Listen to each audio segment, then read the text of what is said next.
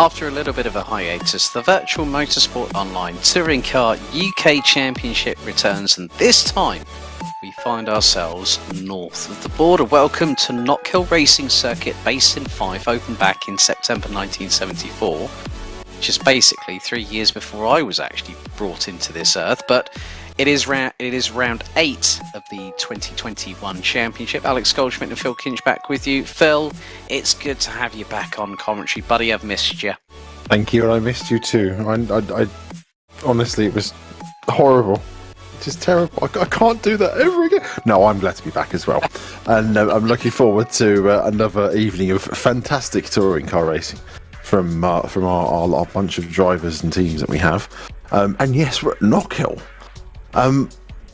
Surely it should be, we should rename this place the track that they allow touring cars to race on, nearly two wheels only for like 3/4 of the circuit, I think. Well, when they're not busy yeeting it over the curbs, they're absolutely fine. Exactly. But that is normally what tends to happen here at Knockhill. As you can see, it's 1.267 miles. It's the full clockwise circuit that we could be racing on, just over 2 kilometres in length. Drivers have been out for free practice already, and times looking in the low 49s from quite a few drivers. But if we can, we're going to have a look at the championship standings coming into this round. And it is looking, well, the thing is that it's looking rather tight at the top anyway, because Chris Butcher has recently been on honeymoon and has just been married, actually. So many congratulations to him and his bride, which meant he was not with us at Snetterton last time out, which means that the gap has closed between Chris Butcher, Dan Kell and Lewis McGlade, and it's 278 for Butcher, 275 for Kell, and McGlade 271. All that's close coming into round 8 of the championship, isn't it, Phil? It is, definitely. It's what we like, a nice close championship. The top three nicely held across by a 7-point gap between the three of them. It's just exactly how we like it. So they'll be driving hard, fighting hard, and trying to get every point, which will be well earned this evening, as it always is. But especially now, as we're running in, as we're now on the run-in even to the end of the championship, it's going to be cracking fun to see how they do this evening. Yeah, so we've now got qualifying underway. Each of the 3 races tonight will be 24 laps in duration. There is the current championship leader, Chris Butcher.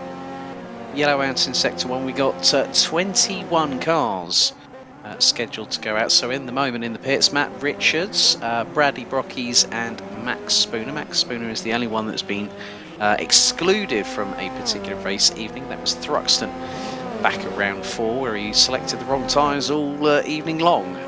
So the drivers have selected their tyre choices for tonight. The medium will be the option tyre and the soft will be the prime tyre. So thereby, it's going to be whoever decides to go on the option first. There's quite a few drivers. There's 13 that apparently, well, there's 12, maybe even 10, because there are some drivers that have not been able to make it this evening. The mechanic's hard in work, analysing the data, tapping away like a gun there. But at the minute, it's Toby Davis who's quickest of anybody, with about 12.5 minutes to go on a 48.671. Followed by Chris Butcher, Phil Morby, Luke Mitchell, Dan Kell, Chaz Draycott, who has been making his feelings known about the curbs in the Discord chat earlier on. Obviously, as long as he's just recently come back from Italy after the final round of the FIA European Truck Racing Championship, which had a bit of a blast, as we saw by his social medias. But it's going to be an interesting one tonight, as now the times are coming in, and Scott Mitchell is less than half a second as Phil Morby goes, well, we said 2 wheels. That was through Duffer's Dip. He just literally went nigh on Skyward and nearly rolled it, didn't he? Not what you want to do, but it isn't difficult in these cars either, so you've got to have a modicum of control, whilst, I wouldn't say abusing the curbs, but definitely using the curbs to your advantage to make sure you're getting the quickest lap possible.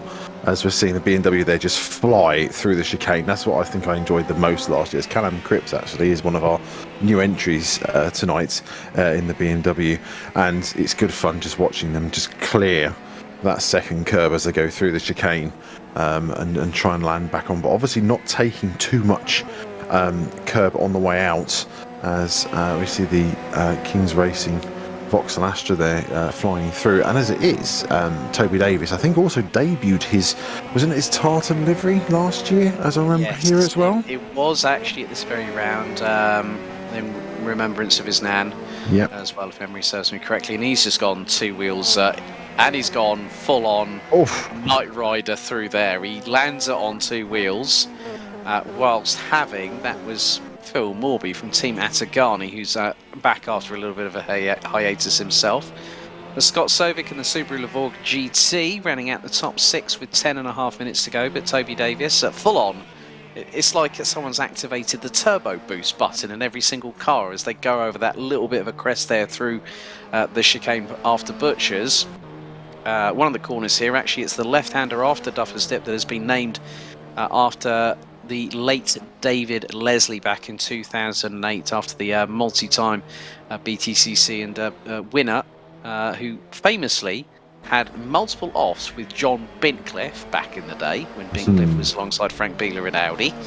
I still remember he said Bincliffe's done it again, and the cars, I'll leave you to fill out the blanks, folks. Yep. Chaz Draycott will know exactly what we're talking about on that one. Chaz has had some pretty good results actually this season. Very, very happy. I think, when was it? Yeah, it was actually Croft. Rounds 1, so it's Croft on round 6, as unfortunately Daniel Slattery from the Andrew Jordan Tribute Band has withdrawn for the rest of the season, but still good to see that we've got Daniele Gudici from Simstickers Racing in the 77 Honda Civic back with us. But Matt Richards looks to be closing in the Vapor Shield number 4 BMW 330i M Sport. Gudici looking to make a little bit of a move up the order, and all the way down from Toby Davis to Chaz Draycott, it's just over 9.5 tenths of a second. That's first to 14th, Phil. That is, and that's what we like to see. You know, the guys are pushing hard to get the best lap they can. We're just under the 9-minute mark in qualifying, and already the top 14 covered by just under a second. So you know we're in for another close grid, and that always leads to some good close racing as well. Another improvement from Chris Butcher, stays P5 at the moment, but is only 4 tenths off of Toby Davis, his stablemate at THR. But Chris Butcher coming into this round again is the championship leader, so we'll have the maximum success ballast. Here's Bobby Vakuanov from Vakuanov Racing in the all deep blue, nigh on purple 21 Honda Civic, goes and puts in a personal best, 49.119. Andrew Sampson's watching, and did I just see that Vakuanov went through Duffer's Dip and went 2 wheels up into the air as well, didn't he? He did, right, yeah. Caught some air. Hang time is definitely, or total sendage mode, as what Andrew Sampson has said, as it looks like Scott Sovics has had an exit stage left going through into the approach into Duffer's Dip. Matthew Churgwin has been fighting a little bit further up the order in the latter couple of rounds of the championship, but currently sits in P5. He had a non-score at Oulton, he had a DNF at Oulton, he also had a 0 score at race 1 of Croft. He's had another one back at Silverstone race 2, so Churgwin is very close to Drake Racing teammate Ben Willis, last season's independent champion. There's Scott Mitchell. He's returned to the fray as Autosports F1 reporter. And we do know that the United States Grand Prix happening, the Circuit of the Americas, is happening this weekend. So Scott, he's definitely, that's a slide and a half, and it still lands on all 4 wheels. How's about that one, Mr. Kinch? That's very impressive. 8 out of 10 for Mr. Mitchell there. Excellent effort, and he managed to get it back on all 4. So, yep, definitely the car's in one piece, though we might want to pit side that just in case to make sure it's definitely still in one piece. As we've seen, Cameron Bruce, nice sideways action through McIntyre's as he's on the run through to the chicane. Do we catch some air? Yes, we do. All 4 wheels off the ground, and a nice line on the curb as he makes the run through the next turn. That's it, and on his way through his lots and down the back straight, or should I say the back curve, actually. It's more of a back curve on the run to the hairpin, the fastest part potentially of the circuit. Let's just see how he takes the hairpin in a nice wide line in, takes a tight exit, runs it across the curb. Doesn't take too much curb on exit either. as much as he can get away with. And obviously with these drivers, with touring car drivers, are going to take as much circuit as they can get away with before track limits become an issue. Although on Knockhill, I think it's more of a case of if you're not on two wheels long enough around the circuit, as it goes through Duffus, through Leslie's and into McIntyre's to do a complete lap. Yep, as Ryan Davies, one of the new independent drivers, along with Callum Cripps, which is the CCR with Sancho entry, the 211. So here's the number 9 Subaru Lavorg. Chris Butcher, in the meantime, has got himself up into second position, as there is Vapor Shield Racing's Matt Richards. And he's being followed by a couple of Ford Focuses, one of which is the Sancho Simsport crew. That is Lewis McGlade. I could tell that by the number, and I think might be that Max Spooner has, well, I'm not too sure if Max Spooner has actually registered a lap yet, as McGlade is definitely pushing. Phil Morby from Team Atagani. That's a complete send and a half and going sideways. Yes. Oh yes. Hoonigan, Ken Block, anybody? Yeah, no, we'll go with Phil Morby instead. So Max Spooner has put in a personal best into Sector 1 as he goes up through the right-hander there, through Clark, and now through the curve, heading towards Taylor's, where we've seen some great racing from the BTCC earlier on this season. Anyone might remember Tom Ingram's move up the inside to take quite a neat and tidy race victory, but Spooner is currently 20th, has yet to set a lap time, and finally, does he get one on the board? I'm not too sure because it might have been invalidated. Luke Mitchell currently sitting in P5 ahead of brother Scott, so that could be an interesting row 3 as Max Spooner goes very, very wide. Oh, don't tell me he's going hunting for ice cream vans again north of the border. I understand it's quite nice north of the border though, the ice cream. I've not sampled it myself, but yeah. I think I'll have to ask my learned friend Mr. David Christie about that. Hopefully one of these days I'll get a chance to visit Knockhill. It's on the bucket list as Callum Cripps currently P13 in the 211 BMW. Bradley Brockies and Max Spooner yet to set a respective lap time as we've got just under 4 minutes in qualifying to go. Cripps completely hangs the tail out sideways to the left and to the right, coming out of Taylor's and across the line. Where does the BMW stay? Well, that was on an out lap, it looks like, because Spooner has set a lap time, and that was 5.5 seconds off of Toby Davis's best effort. So Spooner might just decide, well, I'll hang fire, I'll hang 10, stay at the back of the field, and wait until something goes wrong. Oh, very wide from Callum Cripps definitely was on a mission to send that BMW skyward. Oh yes, that was a very, very nice attempt. So we're just seeing James Lambert now in the E-Team Britt White BMW, just crossing the line to set himself a time and put himself in 16th position. So that's the top 16 now that are covered just by a second as Bobby Vakunoff goes wide at Duffus. And then we also see... who was that? That was a Sancho Simsport car. Now, was that Lewis McGlade trying again to roll the damn thing? I'm not sure.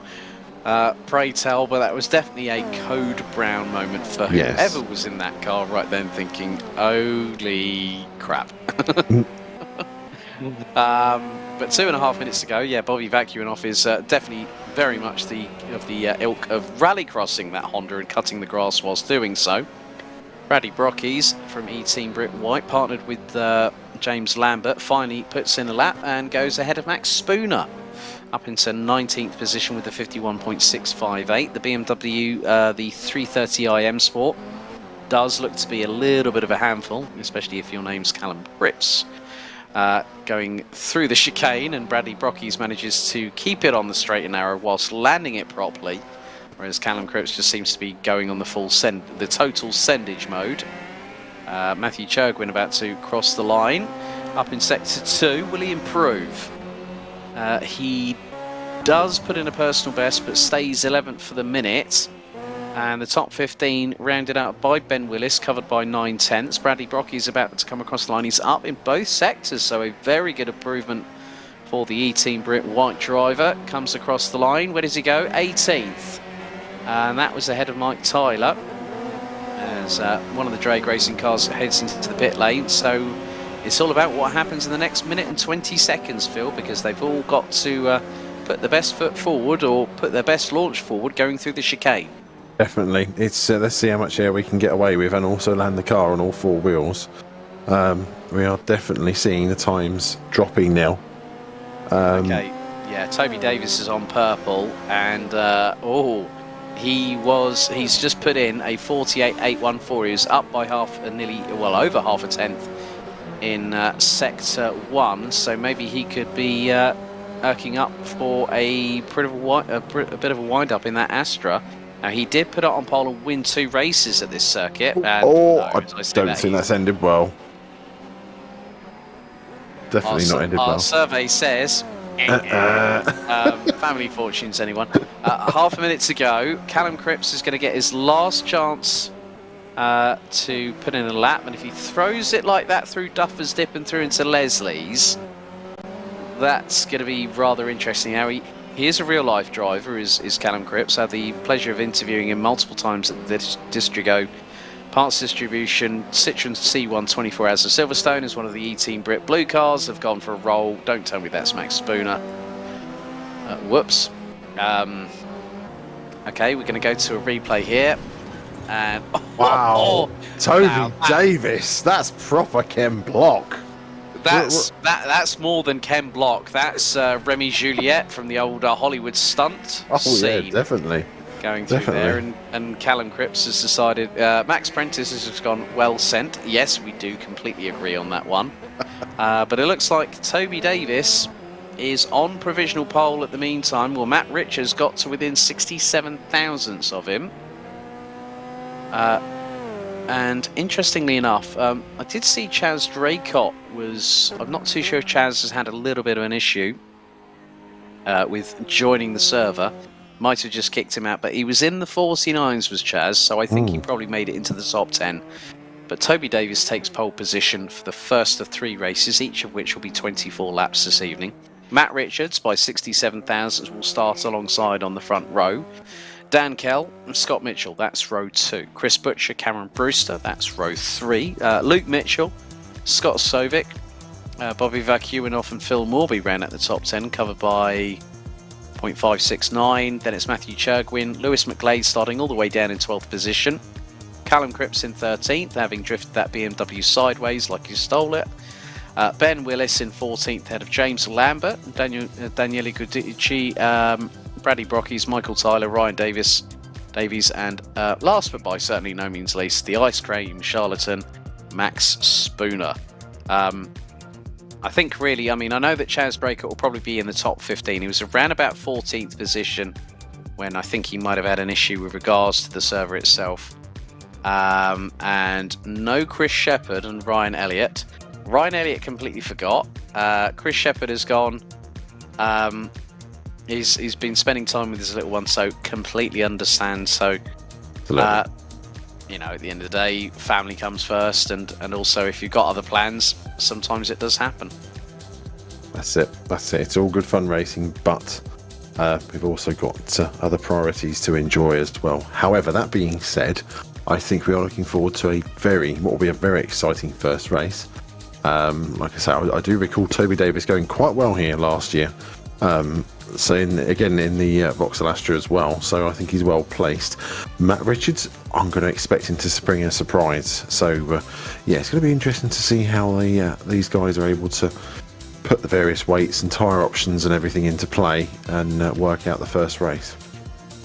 Well, Max Prentice asks what software is this on. We're on R Factor 2, so there is the updated entry list. So THR having Chris Butcher and Toby Davis. No Luke Maguire here this evening, I believe. Dan Kell and Lewis McGlade are here. Ross McGregor is probably busy editing photographs again. He's been doing that quite a lot recently, he has. Yep. We have got all 3 of the Drake Racing cars. So Ben Willis, Cameron Brewster, Matthew Churgwin. Kings Racing, we've got 2's company, not 3's a crowd. So we've got Scott Mitchell and Luke Mitchell. No Jack Nichols tonight. No Epic Racing drivers, so no Chris Shepherd, no Ryan Elliott. Michael Tyler and Max Spooner are here from E-Team Brit Blue, as are the E-Team Brit White boys, Bradley Brockies and James Lambert. No Jordan Hearn I see on the grid, the number 6 MG. He's not here this evening. Matt Richards is.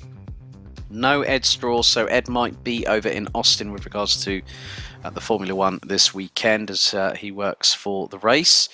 Ballast Esports. Scott Sovic is here. Daniel Slattery has withdrawn for the rest of the season. Phil Morby is here. Chaz Draycott. Callum Wilson not here. I have had a recent chat with him earlier on last week because he's going to be racing in the GTR 24H Endurance E-Racing World Championship finale at Le Mans next week. So he might be practicing for that one. Bobby Vacunoff is here. Ryan Davies, Callum Cripps, our newest arrivals, are here. No Jack Werrell, no Daniel, and we've also got Daniel Jujichi from Stimstickers Racing. With that in mind, we're going to go to a brief commercial break, and before you know it, we'll be ready for the first of 3 24-lap races around here at Knockhill for Round 8 of the VMO Touring Car UK Championship. Back in a moment, folks.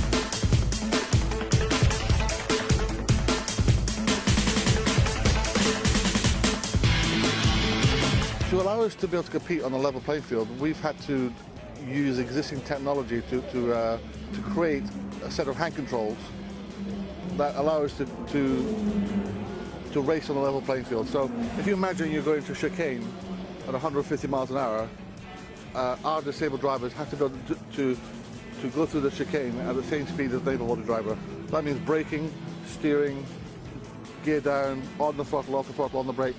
Now, if we keep losing half a second or a few tenths of a second at every chicane, we might be the best driver on the track, but we can't be competitive. So that was the criteria that I gave the engineers. That if we can't do that, then we can't go racing.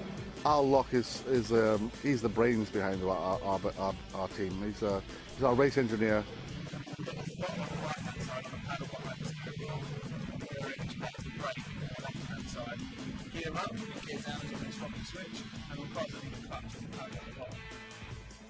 I tell him what I want and how I want it. He says it's not possible, and I know it's possible because I believe in Al.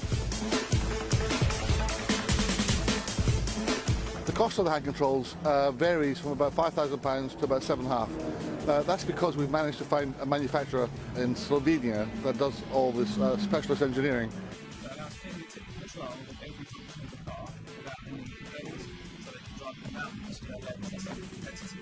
None of this would be possible without Al's British engineering. The main thing that inspires me to keep going with Team Brit is the quest for constant improvement. You know, we've developed a set of hand controls, and we're not a team that's going to rest on their laurels. We're constantly pushing for better and faster developments.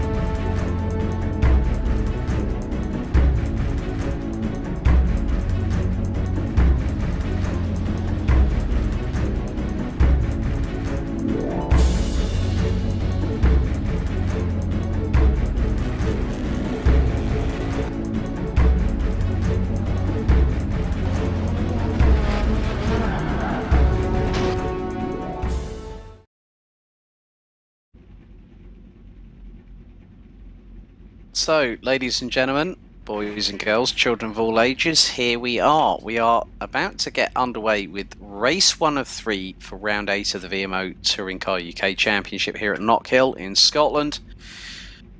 Based not too far outside of Dunfermline, about 6 miles north. This is an FIA approved circuit, and it is Toby Davis and Matt Richards on the front row. Dan Kell and Scott Mitchell, row number 2, ahead of Chris Butcher, Cameron Brewster, Luke Mitchell and Scott Sovic.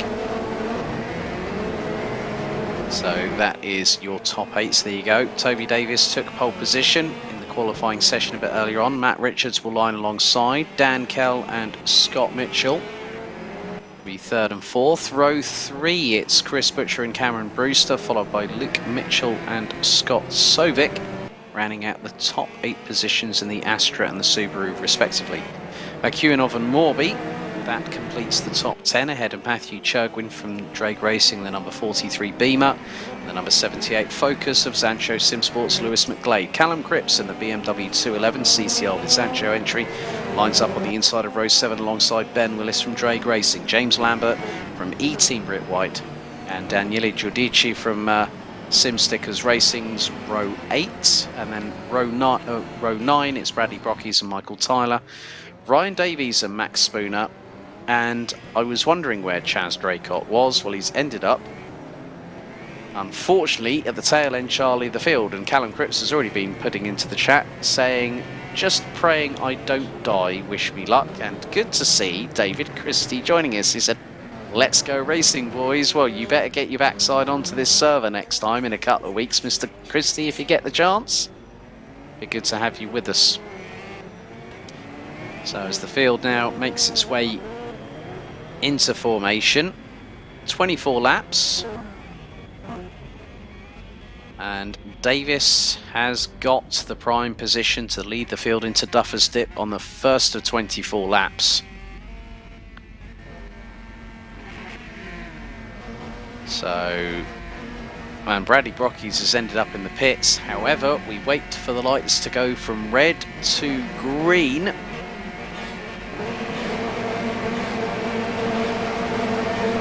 Starting the lights to count down, and there we go.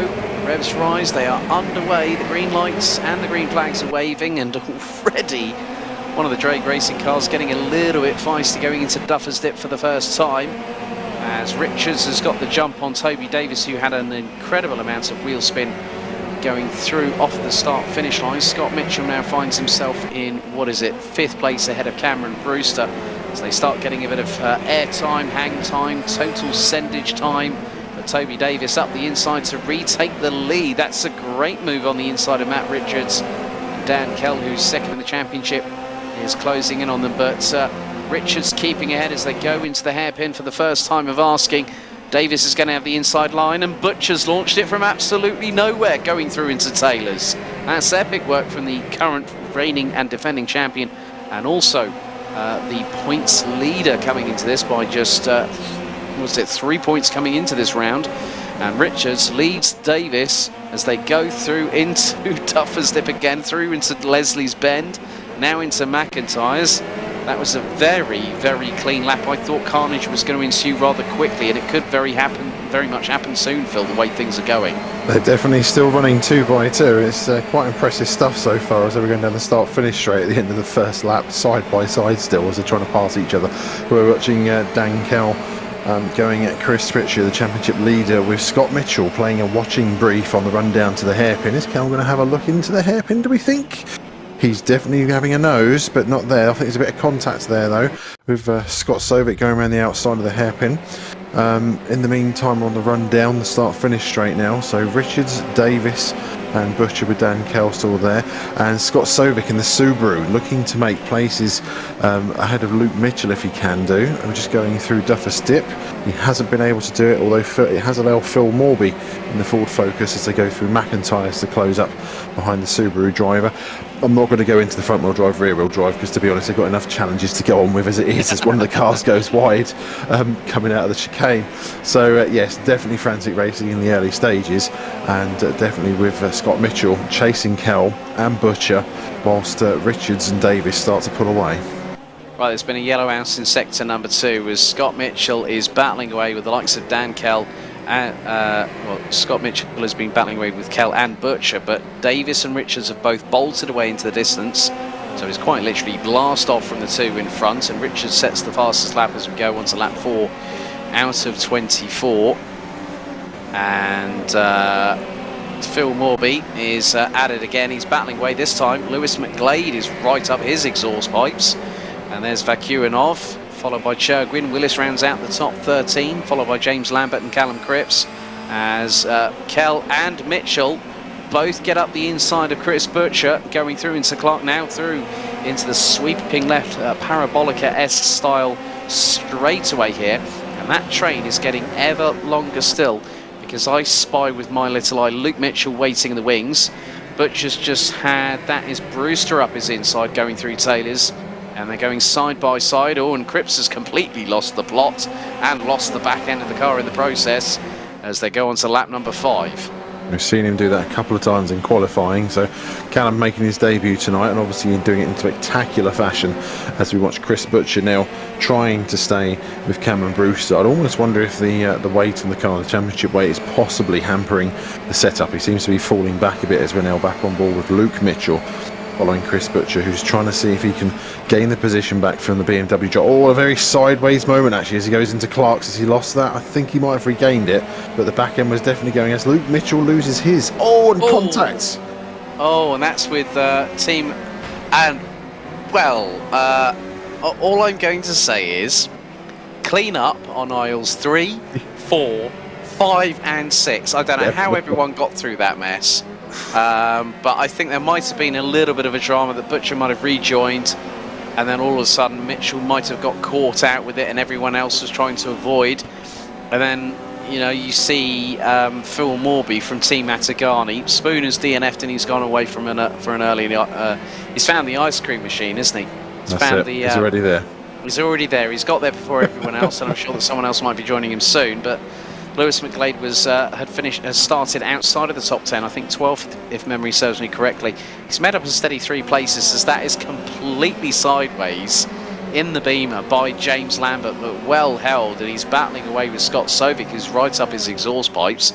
Sovic looking towards the inside, going through into Taylor's, and might get the move done as the brake discs glow absolutely bright scalding red on all 4 rotors of Lewis McGlade's car as he's trying to chase down Matthew Chergwin in the number 43 for 8th position.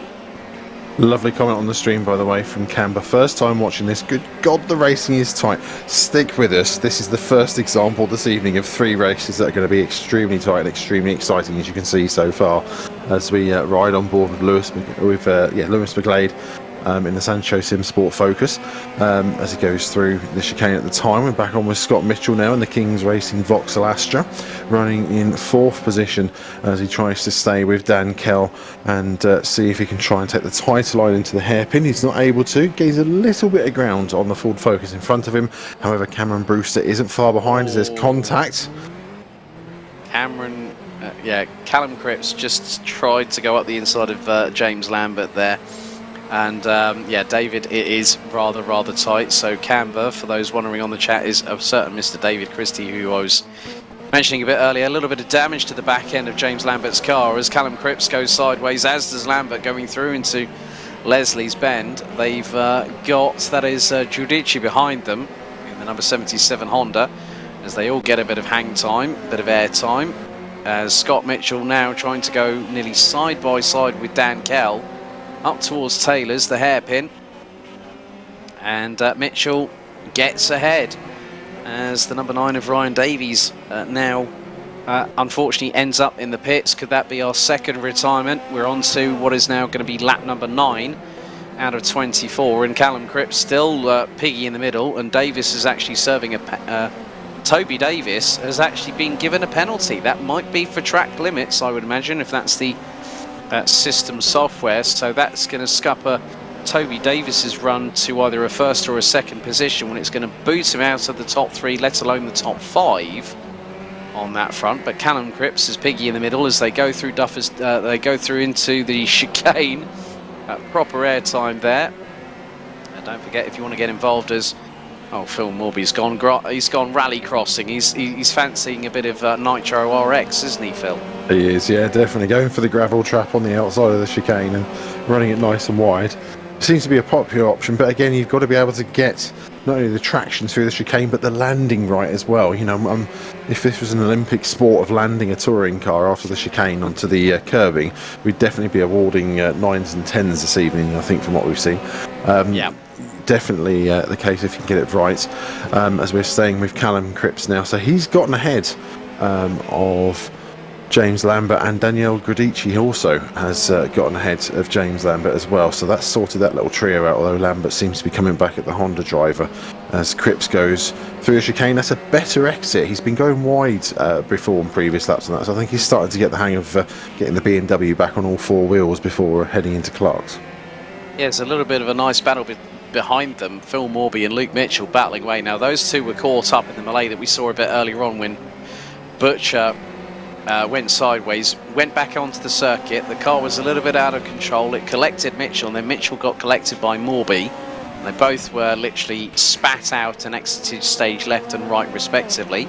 Here's the battle for 6th, 7th and 8th, and that is Chris Butcher ahead of Bobby Vakuinov, with the number 43 of Matthew Churgwin from Drake Racing just behind. We're fast approaching the halfway point, and now Ryan Davies has got a penalty and will now be in the pit serving said penalty as we speak. But Lewis McGlade is fast closing on these drivers. Now McGlade is in the top 3 in the championship, along with Dan Kell and Chris Butcher, the driver that's at the head of that three-way scrap in terms of positions on track at the moment, as we head on to lap 12 out of 24, so we're halfway through the race. It is Dan Kell that's currently in P4, Butcher's down in 6th, and McGlade down in 9th. So McGlade's got to get a bit of a wriggle on here in order to move up the order. And Cameron Brewster, meanwhile, we're on board with the Drake Racing BMW, who's chasing down Dan Kell himself. And definitely a scrap between BMW and the Ford Focus, so different types of drivetrain already racing against each other as we go through Clarkson into his lots on the run down to the hairpin. Now Brewster's not exactly close enough for a pass, but it's not difficult to line up, you know, spend a couple of laps following the driver you're trying to get ahead of, see where they're braking, see where they're taking the lines. And also we've obviously got the weight situation and the tyre situation to take into account as well. So definitely a challenge already in this first race as we go into lap 13 with Brewster hunting down Kell for 4th position. And in the picture-in-picture, you've got Butcher versus Vakuinov. Then you've got Churgwin and McGlade. It is line astern, so it is the Chris Butcher train as Lewis McGlade looked one way, then the other on Matthew Churgwin as they were going through the exit of McIntyre's into Butcher's, then into chicane. Into the chicane itself, and McGlade, oh, a little bit of a cheeky touch on the back right of Churgwin, and McGlade does the sensible thing, but that's actually lost them both a position. And I think Lewis McGlade just got an assist from behind. Someone's punted him from behind there, and that will be Giudici. He got a proper wallop. I noticed it straight away because he did exactly the right thing there, did Lewis. He let Churgwin go back in front as Brewster and Kell are now battling over what is 3rd position on the road because Toby Davis has dropped 3 places because of this penalty. Lewis McGlade now finds himself in 13th, and he's got Phil Morby up his back bumper, and he's got Luke Mitchell in front of him. It's definitely a tight scrap for 11th position with James Lambert in front of these 3 and scrapping away, although it looks as though Morby's lost a little bit of ground to Mitchell. Sorry, McGlade. No, put the right tongue. I've lost the tongue there. Start again. Either way. Put your teeth back in. Put the teeth back in. Yeah, they're out of practice. The running gag's happening again. There we go.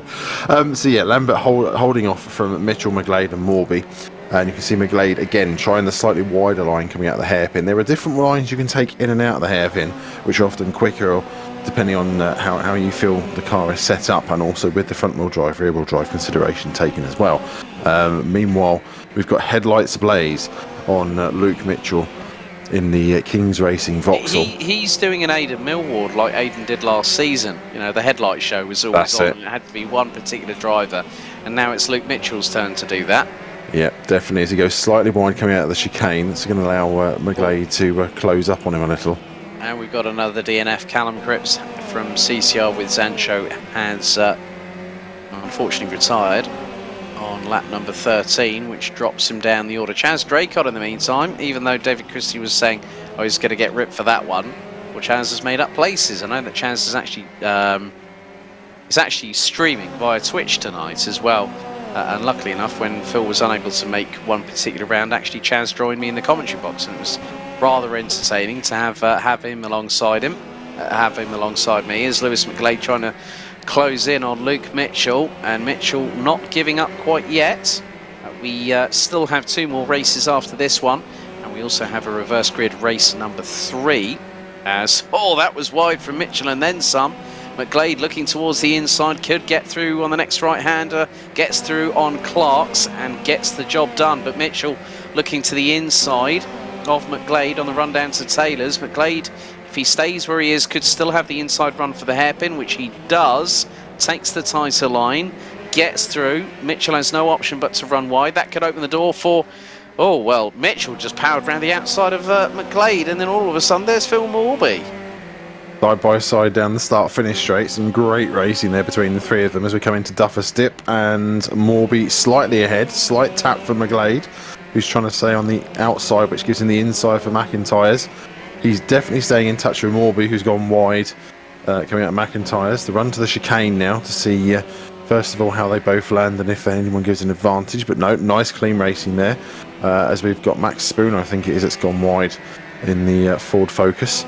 Well, he's actually DNF. That's Michael Tyler. Michael Tyler, Tyler might have actually brought out the yellow flag, but I did see that Ryan Davies was going a little bit slowly in sector 2, so the yellow has been brought out again and quickly retracted.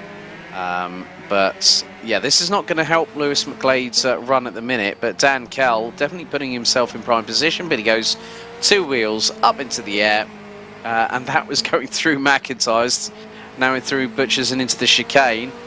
Dan Kell's done a really good job of holding off ahead of Cameron Brewster from Drake Racing as they go through into Clark, having gone down Brabham, now through the this rather long curvy straightaway heading up towards Taylor. Brewster is sizing up a move.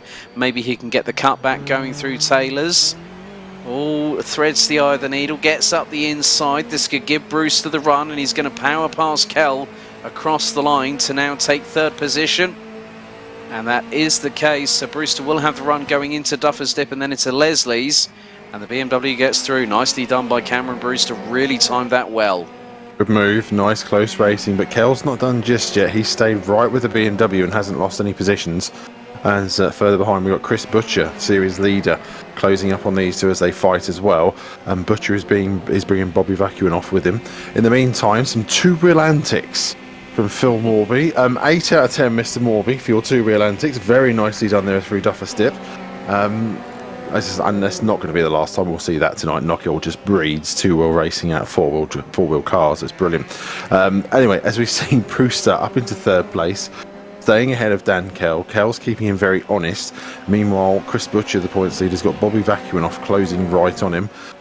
So it's going to be a case in these last 4 laps to see if Butcher can limit the damage he can that he's got at the moment, and also try and maintain what points he's got in the championship as they're going side by side. Oh! Now that's not what you want to see. Matthew Churgwin and Scott Sovic going side by side, rubbing paint, rubbing door panels, going through Duffus Dip, and they both went wide.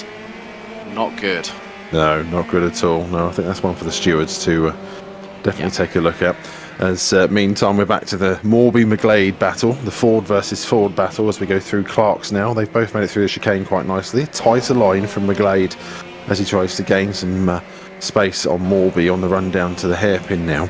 And in front of those, we've got James Lambert and Luke Mitchell also having a go at each other for both 10th position. So the outer verges of the top 10 battle is still definitely on. Meanwhile, it looks as though Bobby Vacuin lost a bit of ground to Chris Butcher, who's definitely taking a wide line through McIntyre's and making the run to the chicane. Let's see how we go through here on board with the Honda.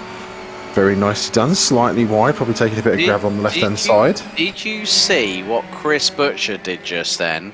He was full on, left hand down. The car was drifting to the right, and he still landed it and turned it right. He did indeed. A very good job there. Another 8 out of 10 there. I'm waiting for the perfect 10 to appear tonight. I'm sure it'll happen. Yeah, that probably might happen in race 3, but we've only got a couple of laps to go. 2 or 3 laps, 3 laps including this one, as McGlade is still battling away with Phil Morby from Team Matagani. Ryan Davies now serving his penalty in the pits, but Matt Richards is on course to take a well-needed victory. Now, Matt Richards has actually won twice this season. He joined the championship back at Croft. He took a win at race 3 at Croft, and also race 1 at Snetterton, followed that up with a second place finish, which also netted him the fastest lap of that race, and with that comes an extra point. So Ryan Davies has also DNF'd from race 1 out of 3 as we ride on board in the cockpit with Bobby Vakuinov, who's still chasing down current points leader Chris Butcher. As McGlade now looking up the inside, this is going through into Taylor's. And we'll have the inside run going through on Phil Morby as we're now on to the penultimate lap of this race, and McGlade is squeezing Morby as they go across the start-finish line. That's a little bit cheeky there from Lewis, but hey, no harm, no foul. Through into Duffer's Dip, and Morby decides to launch it around the outside through, and he tangles with McGlade. A little bit of nudging, a little bit of door panel bashing, but McGlade stays ahead. And Matt Richards now will very shortly, he started the final lap of this race. So Matt Richards on lap 24 out of 24. He's got a comfortable gap over Scott Mitchell of well in excess of 2.2 seconds. And McGlade again has lost out to Phil Morby. This is going through from Clark's through into Taylor's. And Morby this time will have the run, but can McGlade get the switch back? No, Morby does not give him the opportunity to do so. But McGlade will be in the draft going through into Duffer's Dip for the final time. But our race leader at the moment is about to come through into the final couple of corners. He's on his way through into Taylor's. Here's Matt Richards as McGlade and Morby still going through, but Matt Richards powers out of Taylor's for the 24th and final time and takes his 3rd victory of the season. It's going to be Scott Mitchell in the 22 from King's Racing that now comes out of the final corner, comes across the line to finish runner-up, and it's going to be a well-deserved 3rd place for Cameron Brewster from Drake Racing, and the number 39 taking P3. Dan Kell takes 4th, Chris Butcher in 5th ahead of Bobby Vakuinov in 6th place. Matthew Churgwin will take 7th position ahead of Scott Sovic, Daniele Giudici. Then we've got James Lambert, Luke Mitchell, Lewis McGlade ends up taking 12th ahead of Phil Morby, Ben Willis and Toby Davis. Davis was running at the sharper end of the field. He was running 2nd after Richards took the lead and then got hit with a penalty. But Matt Richards, Phil, takes the 1st race of the evening, and that's going to be interesting because he's going to start from pole for race 2 tonight. He is, with full weight on board as well because of his win this evening, so that's definitely one to challenge him. But he just disappeared. Despite, he managed to out-drag Toby Davis off the start, who had pole position, and Richards was just able to just calmly and convincingly leave him behind, despite the penalty being applied later on, and go maintain the gap and do what he needed to do to stay out front and take his win by nearly 10 seconds from the looks of things. So definitely a good performance, and it's going to be a bit of a challenge this time to see if he can repeat that with full weight on board. And I'm also just having a look as well. Is he on the list? And that was his option tyre run as well. So he's now spending the rest of the evening on the prime tyre for the last 2 races as well. So going to be interesting with a change of tyre and extra weight on board to see how the BMW reacts in race 2. Indeed. So with that in mind, we're going to go to a brief commercial break here on the VMO Touring Car UK Series for Round 8 of the Championship for 2021 here at Knockhill in Scotland. Back in a moment.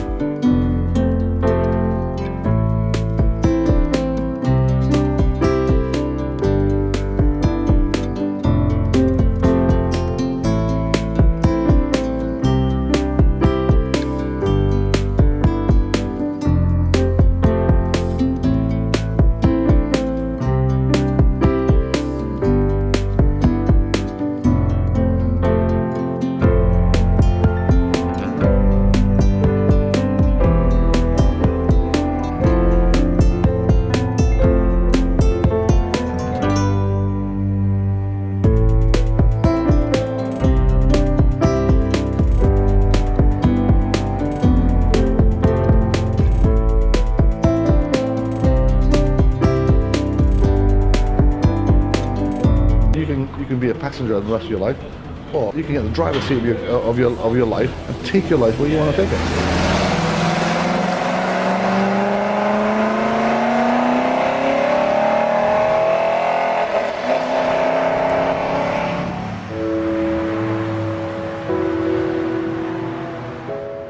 Motorsport simply isn't for everyone. To many, driving cars around a track lap after lap may seem like a very expensive waste of time. But for those who are passionate about the sport, racing is far more than that. It's the pursuit of speed, the breaking of boundaries, and the teamwork that make it so engaging. And for the drivers at Team Brit, racing is genuinely life-changing. Most of them are injured military veterans who are using it as a tool for rehabilitation and recovery. The team uses specially adapted hand controls to accommodate various disabilities. Out on track, the drivers can then push themselves physically while recovering mentally. It's already come a long way, and is en route to climb the racing ranks even further, hoping to normalise disability in motorsport. This is the story of Team Brit.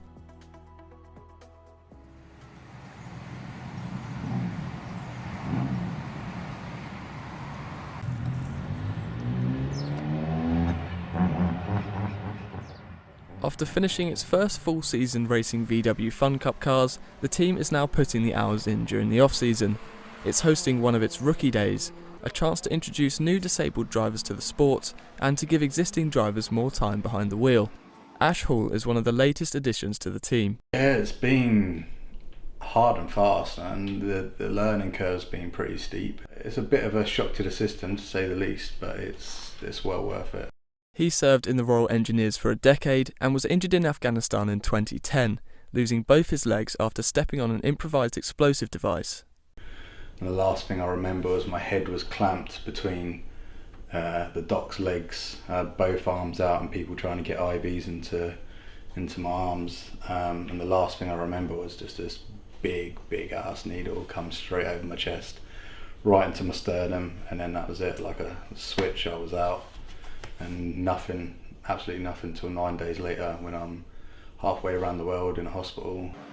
He's now competed for Team Brit, but he's been reminded that, in racing, you never really know what the next corner will bring. It was a track day rather than a test session, so there were other cars on and drivers on there of all abilities. Going into Cersei's like that at Brands Hatch, it's going flat out. There's not a lot of room, not a lot of space to brake, and it was in the mid of the turn. Ended up losing the back end of it, and once it hits wet grass, and it's just straight off.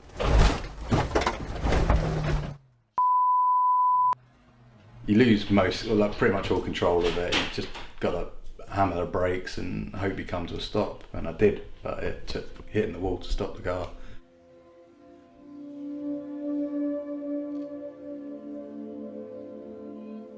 That was a bit of a shock. That was upsetting as well. Like, obviously, the thing about endurance racing is you share the car. So if I go messing up the car, then not only does it affect me, but then it also affects the rest of my teammates. You know, everyone's travelled from all over the country to get to that one place, and when you go being a bit overzealous like that and messing it up for everyone, it's puts a downer on the team, but I mean, it's something we've got to get used to because we have got to work as a team.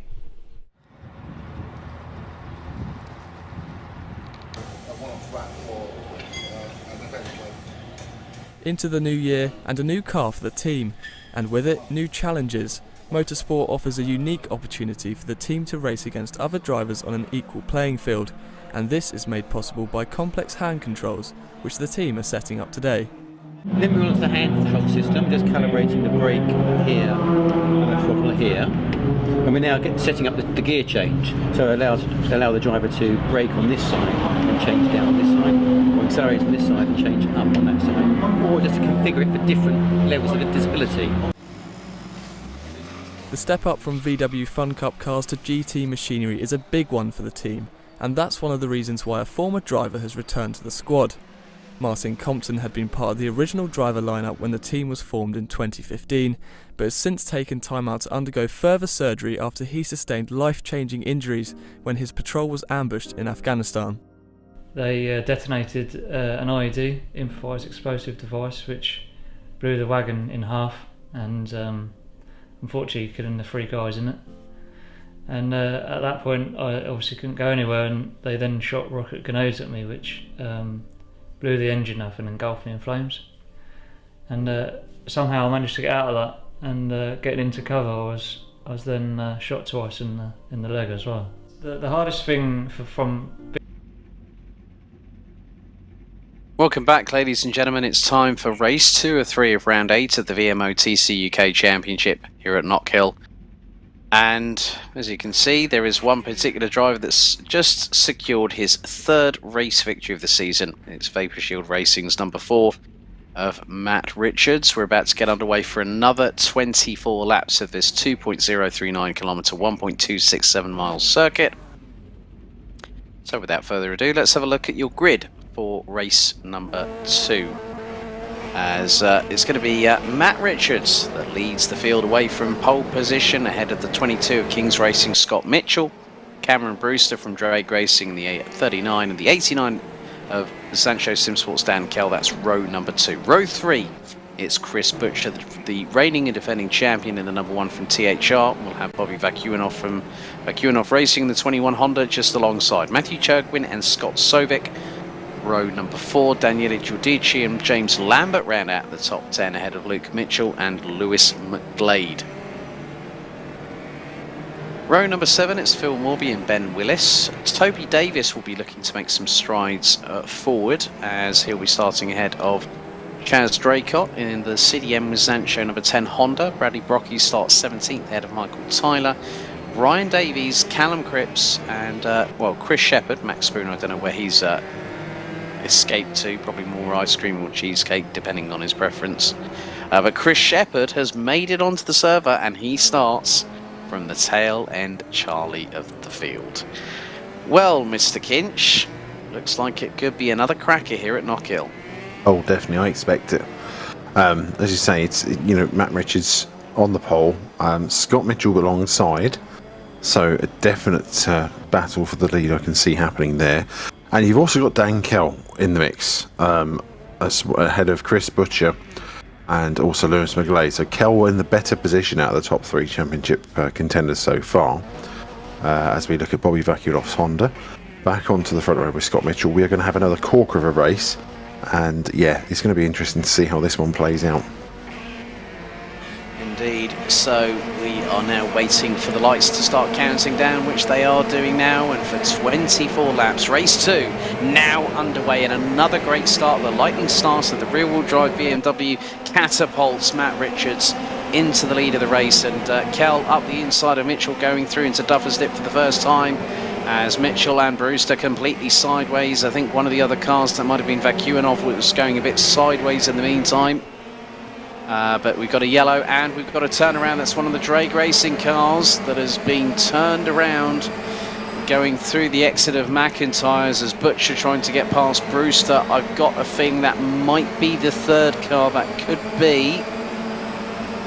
Who is that that's dropped down? That's Matthew Churgwin that was turned around 180 degrees the wrong way. I had to wait to see who was dropping down the order, and it was definitely Churgwin. Looks like dramas for Chris Shepherd and Callum Cripps at the back end. It looks like there might be another yellow out in sector 2.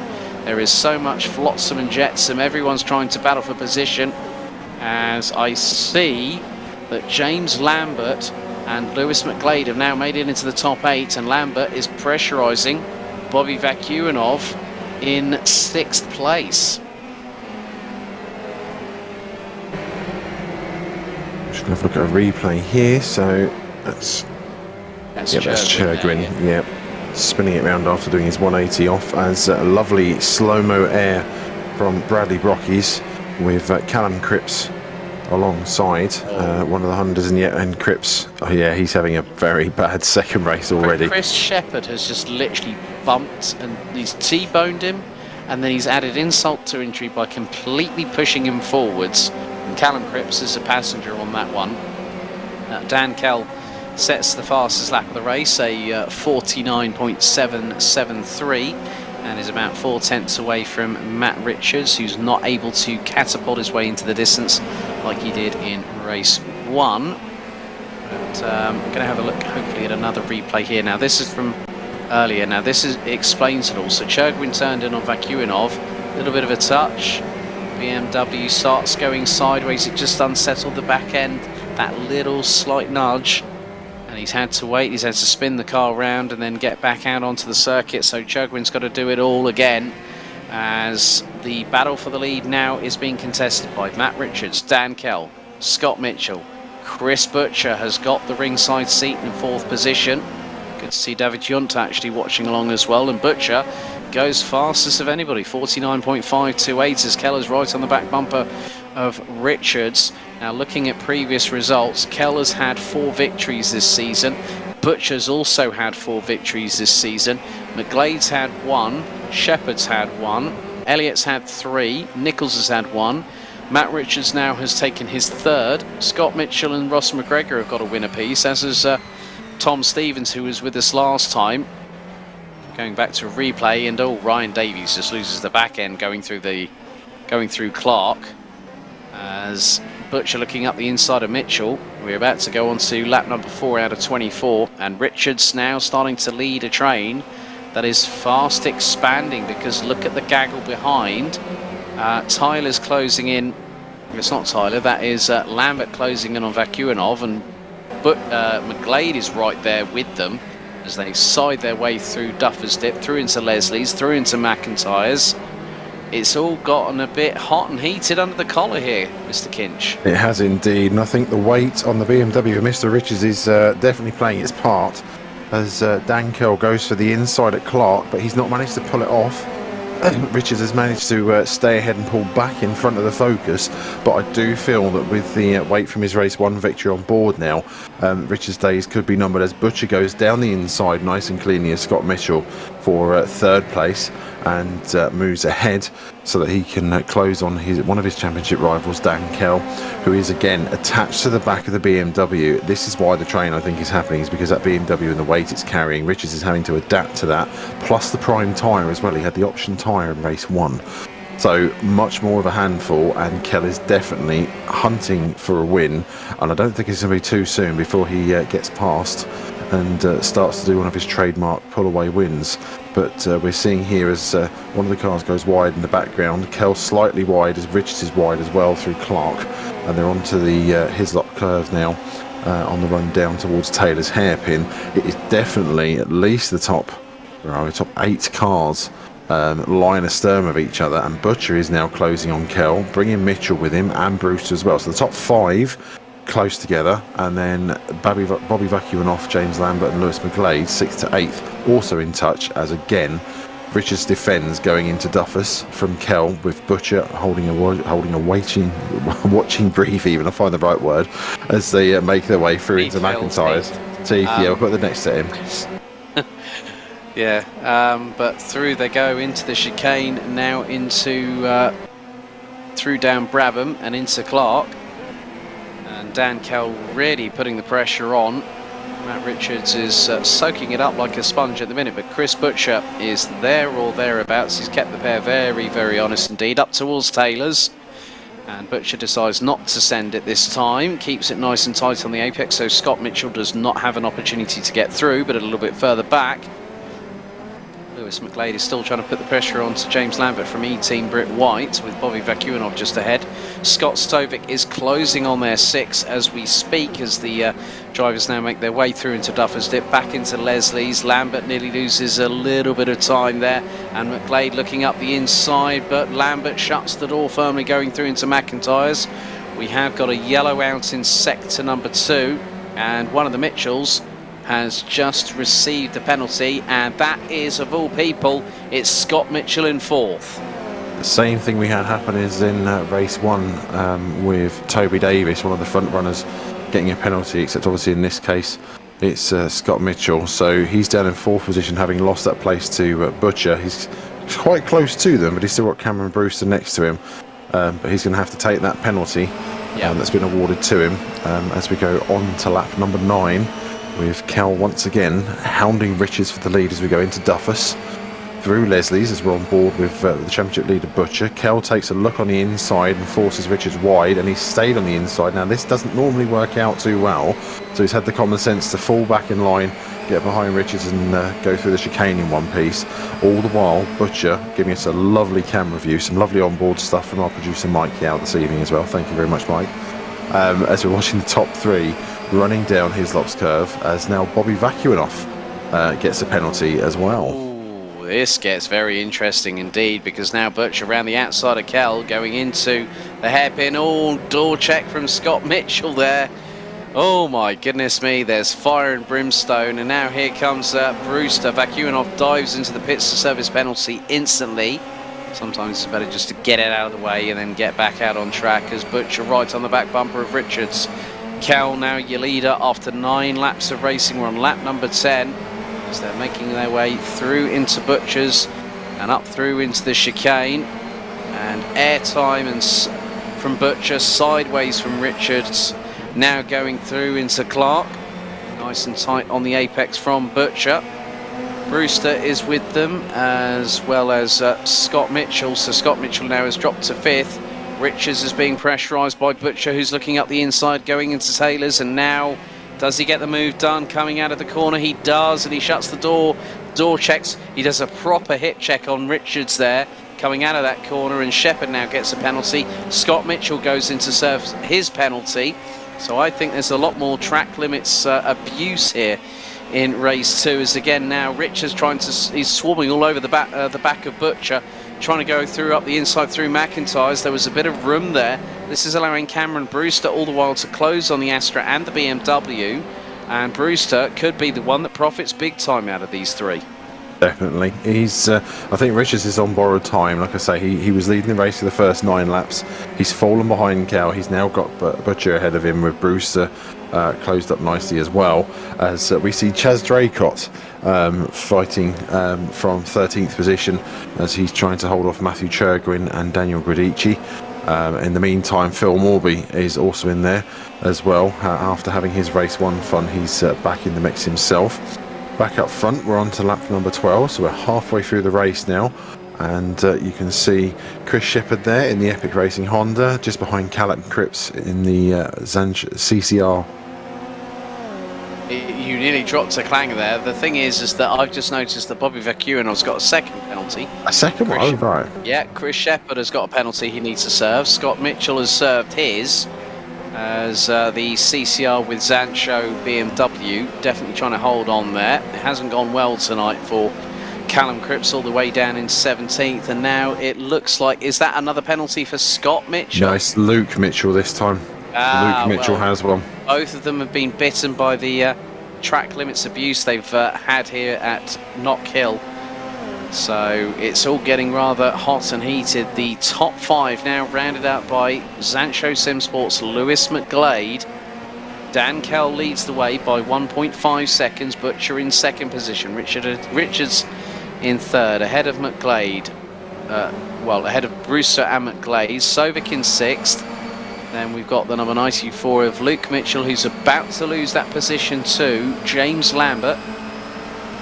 Toby Davis has made up 6 positions. We'll make that 7 in a minute, as soon as Luke Mitchell goes in to serve his penalty. Well, Davis is not hanging around, because he's looking towards the outside, going through into Taylor's on James Lambert from E-Team Brit White. And can the number 34 THR Vauxhall Astra get it done? There was a bit of room, and he's just door checked James Lambert coming across the line, and just behind them is Ben Willis, who's also made some resurgence through the field. That was a bit of a hip check from Davis on Lambert there, coming out of the final corner and going onto the main straightaway. As Lambert sideways, keeps it pinned though, keeps the throttle planted to the floor, ahead of Ben Willis from Drag Racing, as both BMWs get air, and Lambert is a bit more sideways, but he's able just to control it. Coming through that chicane, that's absolutely masterful from the E-Team Brit White driver in that particular car, the BMW 330i M Sports. As we head back to the lead quintet, maybe make that sextet, because you've got Kell, Butcher, Richards, Brewster, McGlade, 10 laps to go, including this one. Sovic, Mitchell's gone through to serve his penalty. Top 6, Phil, covered by 2.7 seconds after 14 laps. That's Indeed. close. It is close. It's impressive stuff. And as we said to Mr. Christie earlier this evening, it's nice, good, tight racing, and this is proving it. The guys are definitely at their best in race 2 so far.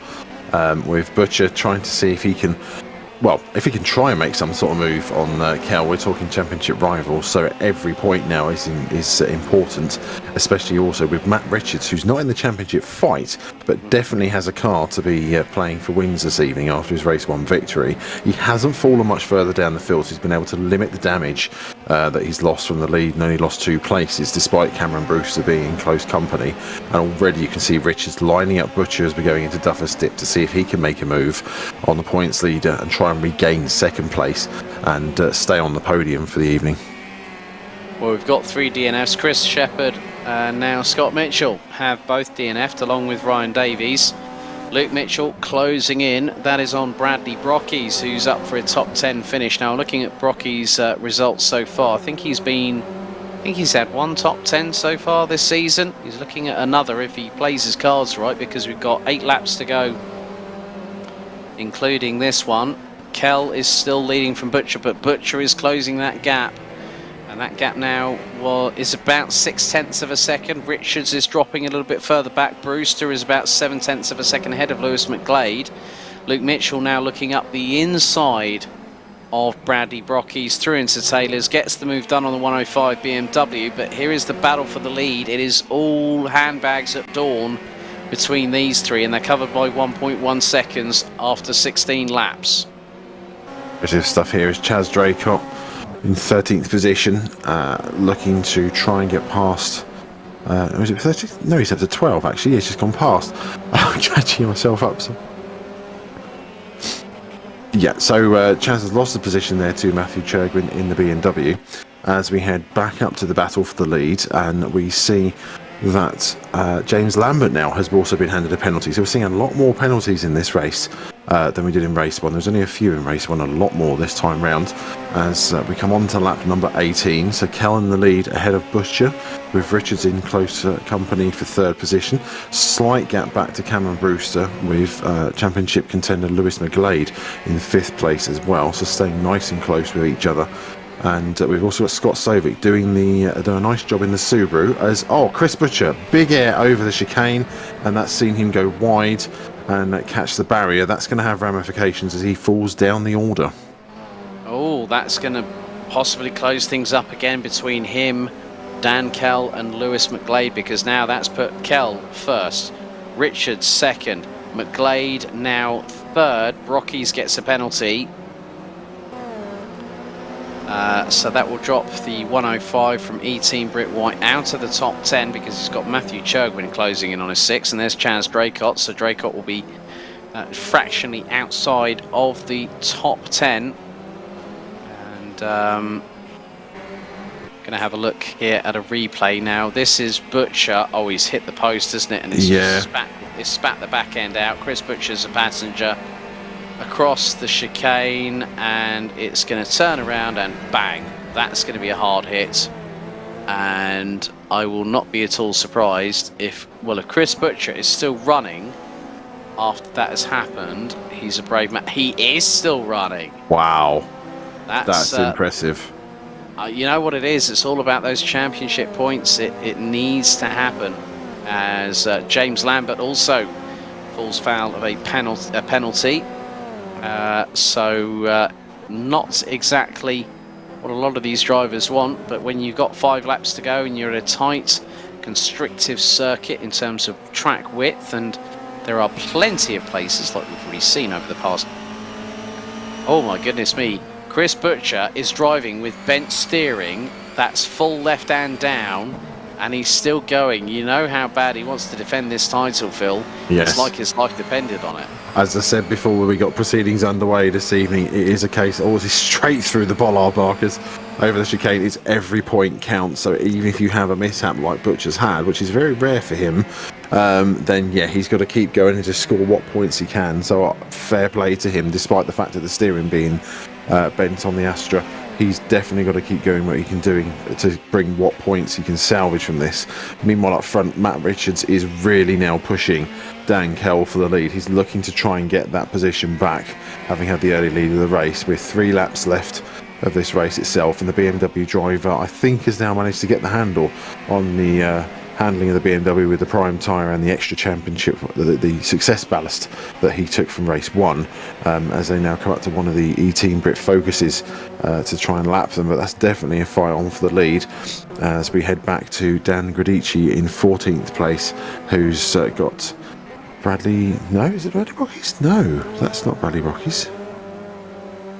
No. Or Phil Morby. No, slightly out there. Well, James Lambert has just DNF'd as well. Ah, okay. So it's all happening.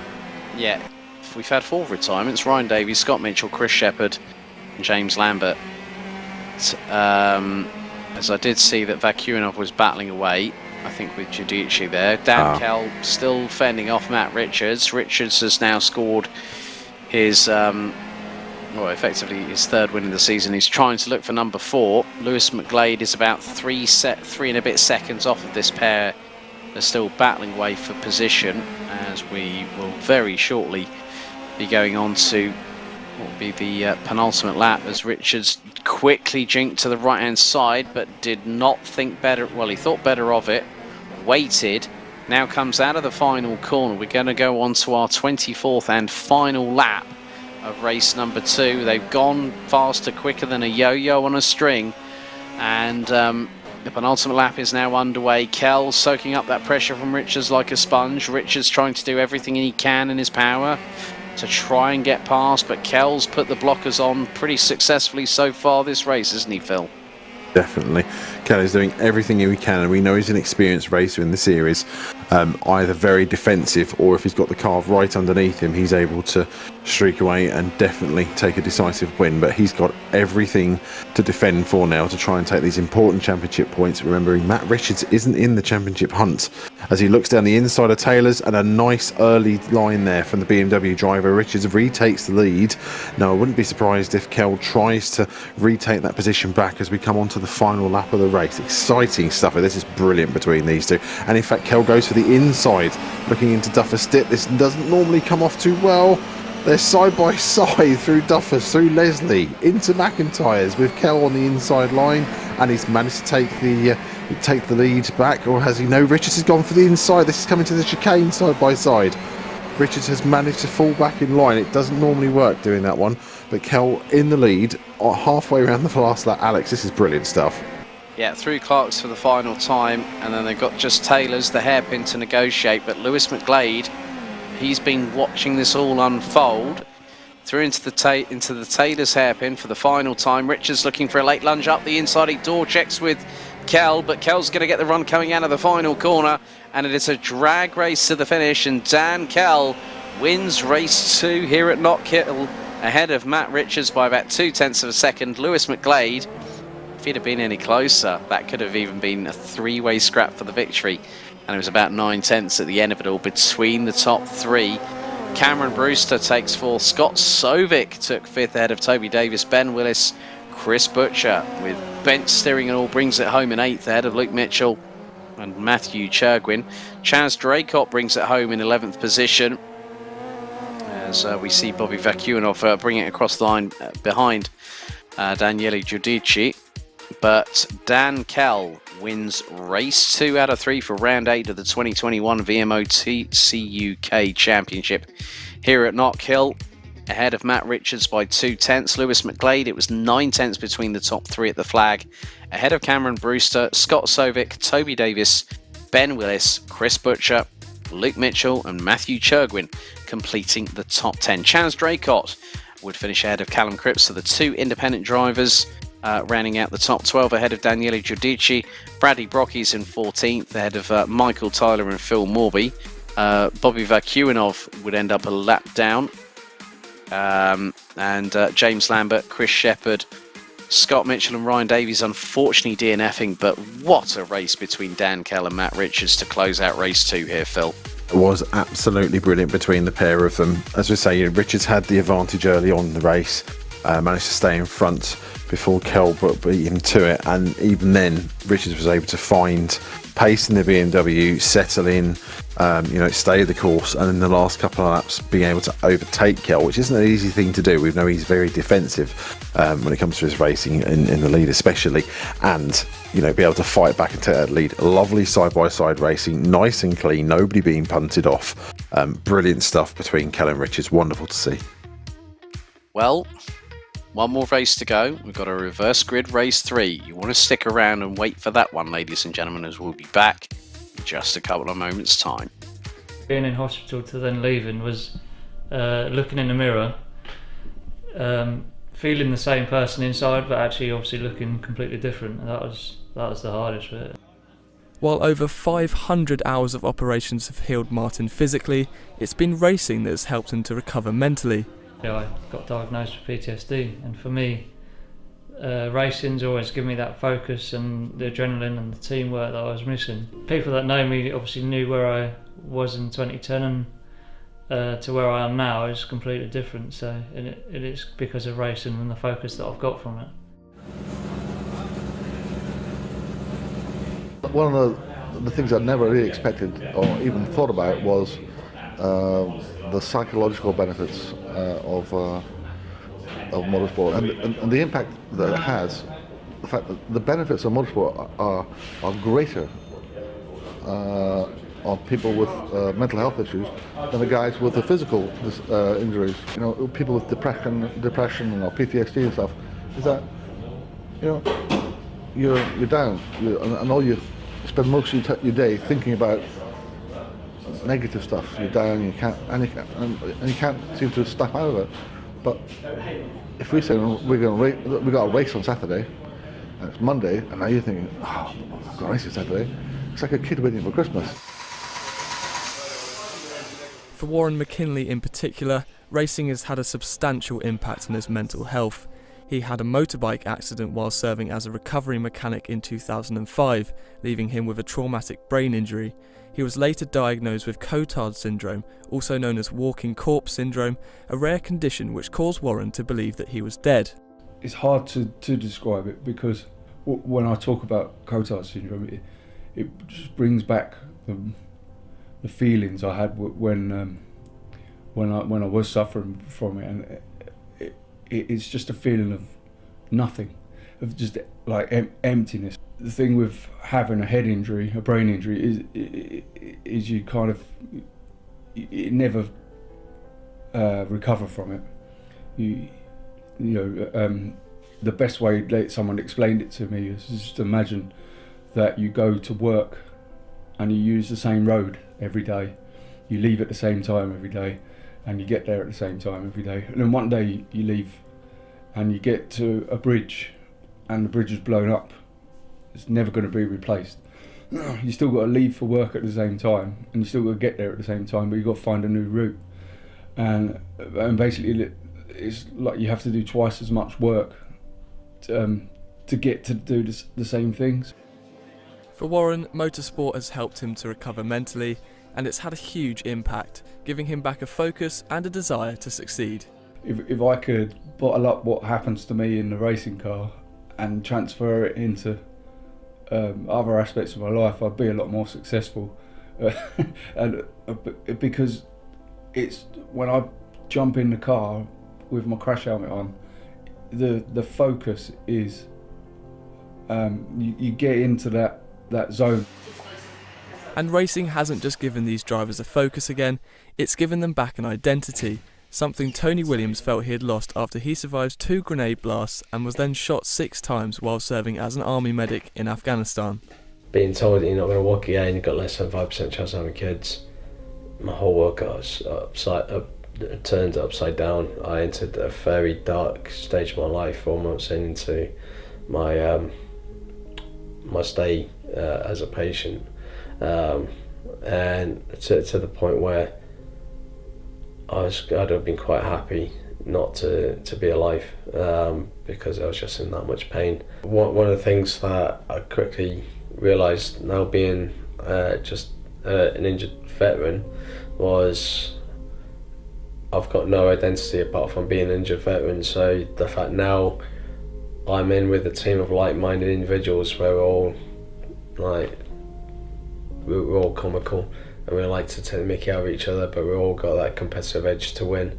We're a small family. We all can identify with each other, but we're all supportive of each other. We've all got each other's backs, and it's giving me that sense of self back that I didn't have after my injury.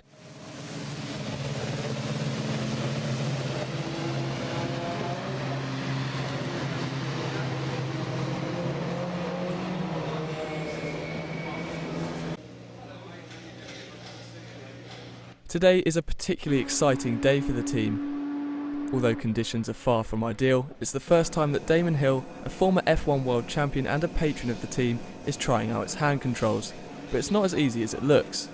Well, it's very difficult because I've learned to use automatic shifting devices, and the paddles are normally used for changing gear and now accelerator and brake. So a lot of your automatic reactions, you have to suppress them, and it's very difficult when you get into a situation in a racing car, which you do quite often, where you have to suddenly react and you go back to what you always used to do. I think it's a great endeavour, and I think that anything I can do to put the spotlight on what they're doing, it's not about me, obviously, but I'm fully supportive and admiring of their dedication, and Dave, who's put the team together, is determined to make it stand on its own 2 feet and not be simply an organisation that is asking for help. They want to show what they can do and contribute and compete on their own terms. Competing on their own terms is a key element of Team Brit, and motorsport provides a platform like no other, where all drivers can race equally regardless of any physical or mental disabilities. I can't imagine what other people think like in a garage, and like you say, when you're out on the track, you're on an equal playing field. People don't see that not having any legs, they just see a Team Brit car go past. And then when you pull into the pits and you get out and they get out and the pit's next to you and they're like, oh, what the, and you're like, yeah, well, it's not about what you've got, it's about how you use it. The team is no longer strictly ex-military personnel, it's now accepting drivers of all backgrounds, aiming to make motorsport more accessible for the disabled community in the process. Yeah, so I was born with my disability. I've got a congenital defect in my right lower limb. I kind of went to normal mainstream schools, took part in all sports. I played hockey, football, cricket, rugby, and now I've just finished my kind of 23-year playing career of rugby. So yeah, it's kind of never really held me back really. Obviously the only civilian in the team at the moment. Welcome back, ladies and gentlemen. And our reverse grid pole position has been decided. The number that was generated between numbers 6 and 12 just so happened to land on number 8, and Chris Butcher thereby takes reverse grid race 3 pole position. Phil, I don't think Chris Butcher could have been any luckier if he tried after race 2, could he? I think he's definitely lucked in on this one. However, with people like Ben Willis and Toby Davis and Scott Sovic around him, he might need all of his talent for this one. As long as he doesn't do an Alex Wurz, he'll be fine. So Chris Butcher and Ben Willis are on the front row of the grid for race 3 out of 3. Toby Davis and Scott Sovic, row 2. Cameron Brewster and Lewis McGlade round out the top 3 rows ahead of Matt Richards, Dan Kell. Luke Mitchell and Matthew Churgwin complete the top 10. Can Chaz Draycott get into the top 10 this evening? Well, he's got a very good opportunity of doing so, as long as he doesn't come a cropper, thanks to Callum Cripps, who's alongside him on row 6. Daniele Giudici and Bradley Brockes on row 7. Michael Tyler and Bobby Vakuinov, row 8. Row 9, it's Phil Morby and James Lambert. Follow that up with Chris Shepherd, Scott Mitchell and Ryan Davies. And Max Spooner has definitely checked out and gone for cheesecake. He's already had the ice cream. He wanted a secondary dessert, so he thought, well, something with a bit of a biscuit base will do me just right. Definitely. But we've got another 24 laps to go. We've had 2 different winners tonight, so another win for Dan Kell. So he's picked up his 5th of the season. Chris Butcher yet to pick up a race win tonight. So he's also looking for race victory number 5. Matt Richards has got his 3rd this evening, but it's going to be all to play for as the drivers now make their way onto the grid. Once they're all in position, the lights will be ignited on the starting gantry, and very shortly they'll be given the green light to go racing for one final time for 24 laps. The lights start the countdown. We are off and away for race 3 out of 3 here at Knockhill, and Chris Butcher trying to get the jump on Ben Willis, but there is Scott Sovic looking menacing in the background, and Butcher leads them through into Duffer's Dip in the lead of the race ahead of Willis. Sovic in 3rd, Davis in 4th. Well, make that Sovic's in 3rd, Brewster's in, well, it's changing all the time because Toby Davis says, oh, that is one of the King's Racing cars. That could possibly more than likely be Luke Mitchell that has just gone off the track, and he's dropped like a stone, and he's all the way at the tail end, Charlie, at the back of the field. And Lewis McGlade has also suffered dramas, and he's down in 20th position. Already happened on the first lap, and we've yet to complete it as Butcher comes into the hairpin with Ben Willis and Scott Sovic in close company as the top 3. And then we've got a small gap already to Toby Davis, who's trying to get past Cameron Brewster for 4th position as Butcher completes lap 1 of 24 as we head to a replay here. So definite contact as we come into McIntyre's. Always 3 wide. That was always going to end badly. Was that Ben Willis in the middle of all of that? Yes. Because that was McGlade on the outside, Mitchell on the inside, and yeah, 3 into 1 doesn't go. So Luke Mitchell finds himself at the back end of the field, and Lewis McGlade now has made his way past Ryan Davies. So because it's happened earlier on, and Ryan Davies has just exited stage right for all of a sudden. I've not seen that before happen here at Knockhill. Toby Davis battling away with Cameron Brewster. There's Dan Kell right up the inside of the number 34 THR Vauxhall Astra, and Kell has made it 3 wide coming out of Taylor's, and straight ahead of him, cuts across the front of his bumper. That is Toby Davis, and Matt Richards is there waiting the wings, as is the likes of Matthew Churgwin. Chaz Draycott currently in 9th position as Kell looking up the inside. As Mitchell, that is, not too sure which Mitchell that is. That might be Scott Mitchell. That's just, well, that's Luke Mitchell that set the fastest lap. He's got clean air. As Callum Cripps put on the YouTube chat before the lights went out, you're going down, Draycott. Well, at the moment, Chaz Draycott is ahead of you, Callum Cripps. So, what do you make of them apples, huh? Game on, I think, is the term. As we go to the replay here. So, yeah, you can see you've got Ryan Davis there. Lewis McGlade going past him, so he's cleanly passed and ahead as we head up to the chicane. Nice and wide, and yeah, it looks as though Davis just lands badly, unfortunately, and the rear end of the Subaru with the rear-wheel drive car just goes wide, and he's on the right-hand side of the grass. Aisle 3, please, ladies and gentlemen. Aisle 3. Toby Davis now really finding himself coming under a lot of pressure from the likes of Cameron Brewster, from Dan Kell, who's trying to go up the inside, as it's side by side between Chris Shepherd and that is Bradley Brockett. No, that's not, that's James Lambert. Shepherd went sideways to the right, and all of a sudden, that's a T-bone and a half. That was Luke Mitchell. It's just quite literally had nowhere to go once again. And that is also, that's Scott Mitchell. Lewis McGlade is towards his outside, and McGlade is looking to make up places. We've got 20 laps to go, and there's a yellow out in sector 2. That could be for Ryan Davies again, because he's not been having a great evening in the office. Lewis McGlade ahead of Scott Mitchell. Dan Kell still battling away tooth and nail. This quartet, it's 3 Beamers and a Focus. So there's a triple currywurst sandwich, and then you've got a little bit of Ford mustard in the middle. Very nice. Well, we haven't used the triple-decker sandwich reference for quite a while, have we, Phil? And that was that's true. That was perfectly timed. James Lambert has returned to the pit, so obviously repairing that BMW.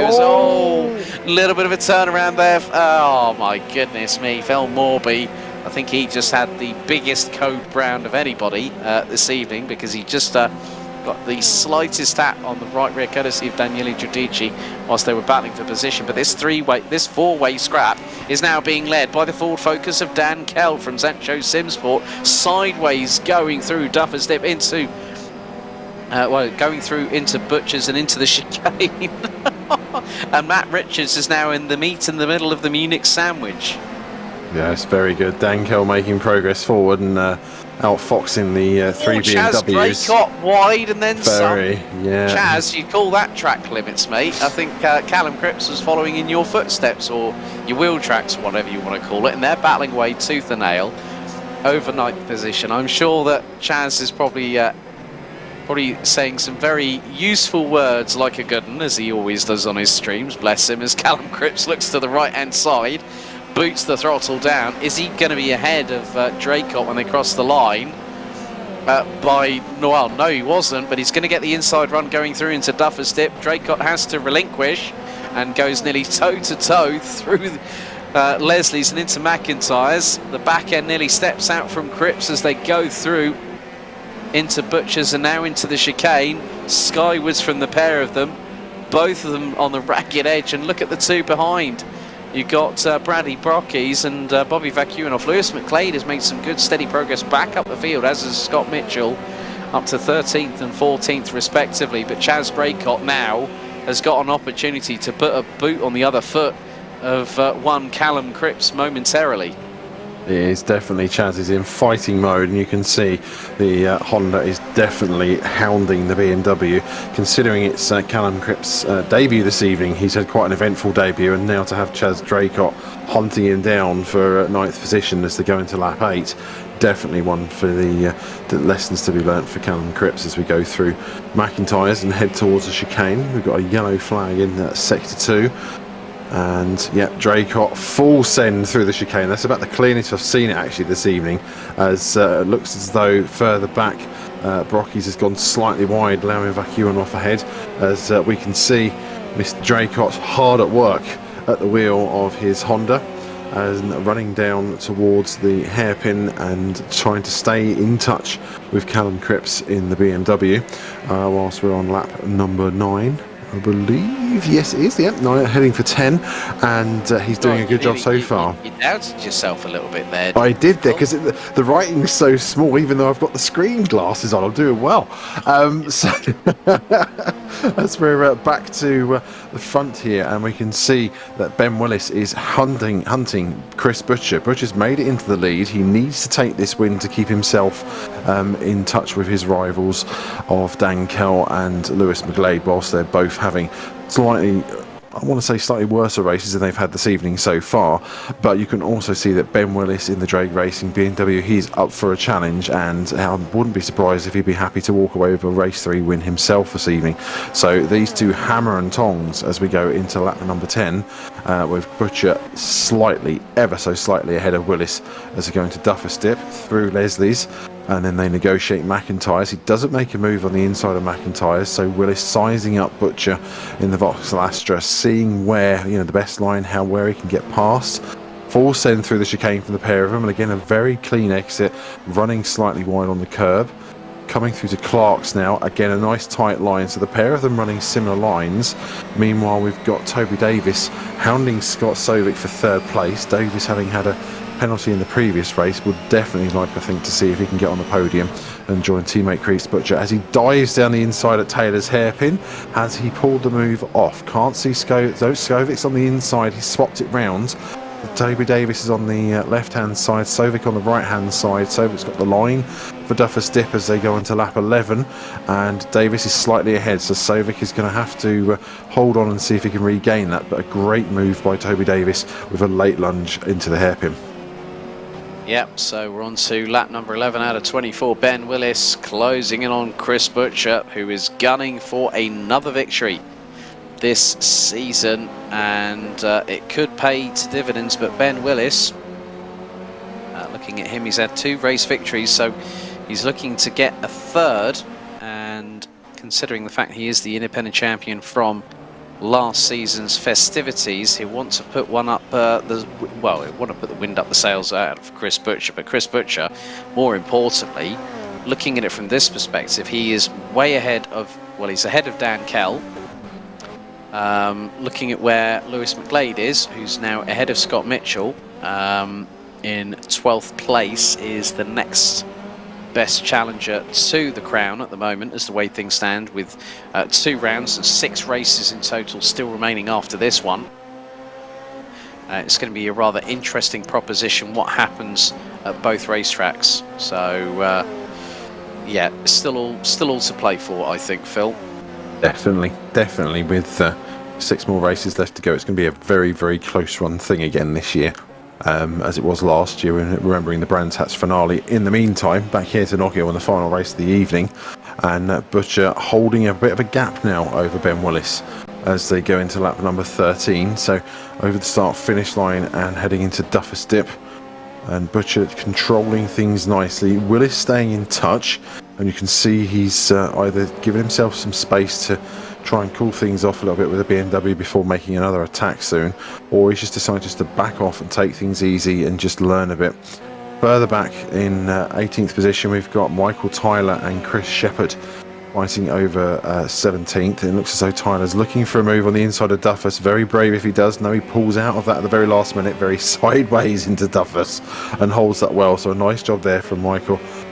Coming through McIntyre's and just touching the sausage curb lightly. Not too much of an issue that if you hit it full whack, yeah, you're going to lose your suspension, you will. Slightly wide on the exit of the chicane, as just behind Bradley Brockies also follows suit as well, and then takes a very tight line through Clark and goes 2 wheels as he tries to stay in touch with Shepherd in the Honda. We go towards the sharper end of the grid, and Scott Sovic leading the battle for 4th position ahead of Dan Kell. There's Matt Richards, and also the 43 of Matthew Churgwin. And we have seen that there's been a lot of contretemps all the way through the evening. We're on lap number 14 out of 24. After this one, there will be 10 laps to go. And it's all about a case of who wants it the most. Matt Richards is not, as Luke Mitchell now gets a penalty. Dan Kell goes defensive on the inside of Taylor's. A little bit of a tag from behind from Churgwin onto the back of Richards. And 10 laps are still remaining. Butcher now extends his lead over Ben Willis to the tune of about 8.5 tenths of a second. It now sort of rapidly increases. Ryan Davies again in the pits, so we've got a penalty for Bradley Brockies, a penalty for Luke Mitchell. Both their race evenings come to a bit of a, what's the word I'm looking for? A bit of an anticlimactic end. And Ryan Davies gets a penalty as well for his troubles. So the track limits have been very much policed by the system here on R Factor 2. And now Mike Tyler gets one as well. They're all coming thick and fast. It's been a very, very busy evening in the office here at Knockhill as we ride on board the roof cam of Callum Cripps from CCR with Zancho. And just in front of him is Cameron Brewster, finished in the top 3 in the previous race, and now Cripps looking to add some more points to his tally because there is another BMW just up ahead, I believe, and that is going to be Matthew Churgwin. And so we've had 3 DNFs, one from Luke Mitchell, one from Ryan Davies, and one from James Lambert. So all 3 of them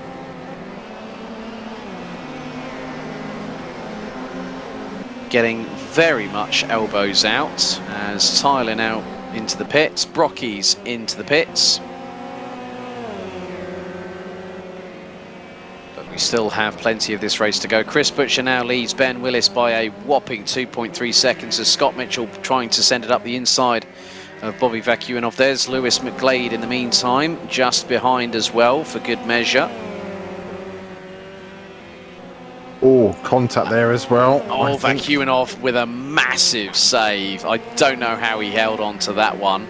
And Bradley Brockies gets another penalty. Whoops. Not been his night tonight, has it been for Bradley Brockies, but what a save from Bobby Vacuinoff. Completely sideways. Michael Tyler gets a... Hang on a second, has he got another penalty? Is that that's the second one? I was just about to say, was that for speeding in the pit lane? Because that can happen if you don't hit the pit limiter. You can come a cropper because of that. And effectively, It's not been an easy night tonight for quite a few drivers, but we head on to lap number 18 out of 24 here at Knockhill, and still this battle here wages on like a good one. Yellow out in sector number 2, and that is for Michael Tyler. We're going to go to a replay here. Now this is what we saw just a moment ago. So Vakunov's on the left hand side of the circuit. There is Scott Mitchell. Now watch closely, little bit of a touch to the right rear, and it sends Vakunov into a tank slapper, and my goodness me, he catches it and saves it and does not make contact with Scott Mitchell on that particular occasion. That was a hell of a save. That's the save of the season. Yes, that was impressive stuff from Vakuanov. That could have been a huge accident, especially at the speeds they have on the start-finish straight, even on this short circuit. So impressive stuff there, and nicely held save from him. As we're seeing almost a repeat of race 2 with Matt Richards hounding Dan Keller. It's almost as if they've decided to reenact. Meanwhile, Bobby Vakuanov definitely feeling racy as he's chasing Lewis McGlade, who's now up to 12th position. So McGlade making good progress during the race as he's about to try and put a gap on Vakuanov as Michael Tyler pops up again. I think it's a third penalty that he's had. 3 times, that means 3 strikes, you're out possibly. I'm not too sure on that one. It's not been a good one for him either. I mean, the first sector just a minute ago was like 1 minute 5 as Chris Butcher on lap number 19 out of 24 goes fastest of anybody, 49.517. He's on course for getting his 5th victory of the season. Yellow out in sector 2 again, this time. Oh! Vakuanov. Oh, that's a roll, and then it's a slide. That's an instant DNF. Definitely. Whoopsie daisy is it's probably what you could say politically correct right about now, but Vakuanov on his roof, sliding down past the chicane. Ouch. Yes, definitely. That's a race-ending one. As further back, Richards has got company now as Sovic stays ahead of Kell, and Chergwin pushes Richards for 6th position. So 4th, 5th, 6th and 7th running together. In fact, Richards really pushing Kell now as they come over the start-finish line and into Duffus Dip again for another time of asking. He was able to, give Kell a late race charge and take the lead for a lap in race 2. So there's definitely pace in the BMW late on, as we know this. And I wouldn't even be surprised if Chergwin tries to make some sort of profit if there is some sort of contact or something goes wrong between these two. In the meantime, Sovic is the cork in the bottle. Unfortunately, he's the ones holding them up and doing everything he can to try and take a race high finish, 4th position, as he dives to the inside and takes a defensive line from Kell, whilst Richards is holding off Chergwin. The two BMWs quite evenly matched. Heading to a replay. Right, okay, this is Vacuum. Wow. He's just completely launched it. Full on, total send. It's gone sideways, the car's then gone on its nose, through the chicane, and woof. Impressive stuff. It would have been even more impressive if he got back on all 4 wheels and carried on, but we won't fault him for that because it was already going wrong by the time he cleared Duffus. As it looks as though, in fact, Kell's got an inside run on Sovic, and there's contact there slightly between the two, but he's got the inside line at Clark's. Takes the tighter line. Sovic is trying to defend, but it looks as though Richards has already decided to do the freight train move and follow Kell through. So if Kell can stay ahead at the hairpin, all 4 of them coming together now. Kell stays on the inside and just about gets ahead of Sovic. Richards is on the inside of Sovic now as well, with Chergwin watching between the two of them. But Sovic is fighting back. The Subaru has the grunt up the hill to across the line onto the penultimate lap of the race. He's just ahead of Kell now as they go into Duffus, and the 4 of them stay in touch. How they're doing this without enormous amounts of contact is impressive stuff to watch. They're really racing each other hard and going for it even in the final stages of this last race of the evening. Sovic wide out of the chicane and doing everything he can to defend, putting Kell on the outside of Clark's. Now he tries the cut back at Clark's to get the inside line down the Hislop curve, and he's done this before. He did this on Richards back in race 2. He did the inside line into the hairpin. However, He's not been able to... Oh, no, he has, actually. Sovic's gone slightly wide and allowed Kell through as Lewis McGlade, after the progress he's made, also gets a penalty at this last stage of the race. So we're on to the final lap. Yeah, indeed we are. And Butcher leads by over 2.1 seconds from Ben Willis, Toby Davis, Scott Sovic. And there is your race leader. He's about to come into sector number 2 as they make their way through into the final part of the circuit as everyone's going skywards through the chicane after Butchers. But just a cut, one more corner remains after the straightaway, and Richards sending it up the inside of Sovic there like a desperation, waiting to make itself manifested. But Kell battling away with Churgwin, but out of the final corner, Chris Butcher is about to cross the line. There he goes. He's got another race victory. He's picked up one tonight once again, as it's a drag to the line between Sovic and Richards, and Sovic pips Richards by the narrowest of margins. Ben Willis takes second, Toby Davis takes third, Sovic, Richards, Kell, Churgwin, Cripps takes 8th ahead of Cameron Brewster. Scott Mitchell pips Chaz Draycott to the post for 10th position. Bobby Vakuinov still manages to get it to the end after rolling the thing on its lid. But let's have a look at the results from race 3 out of 3 here at Knockhill.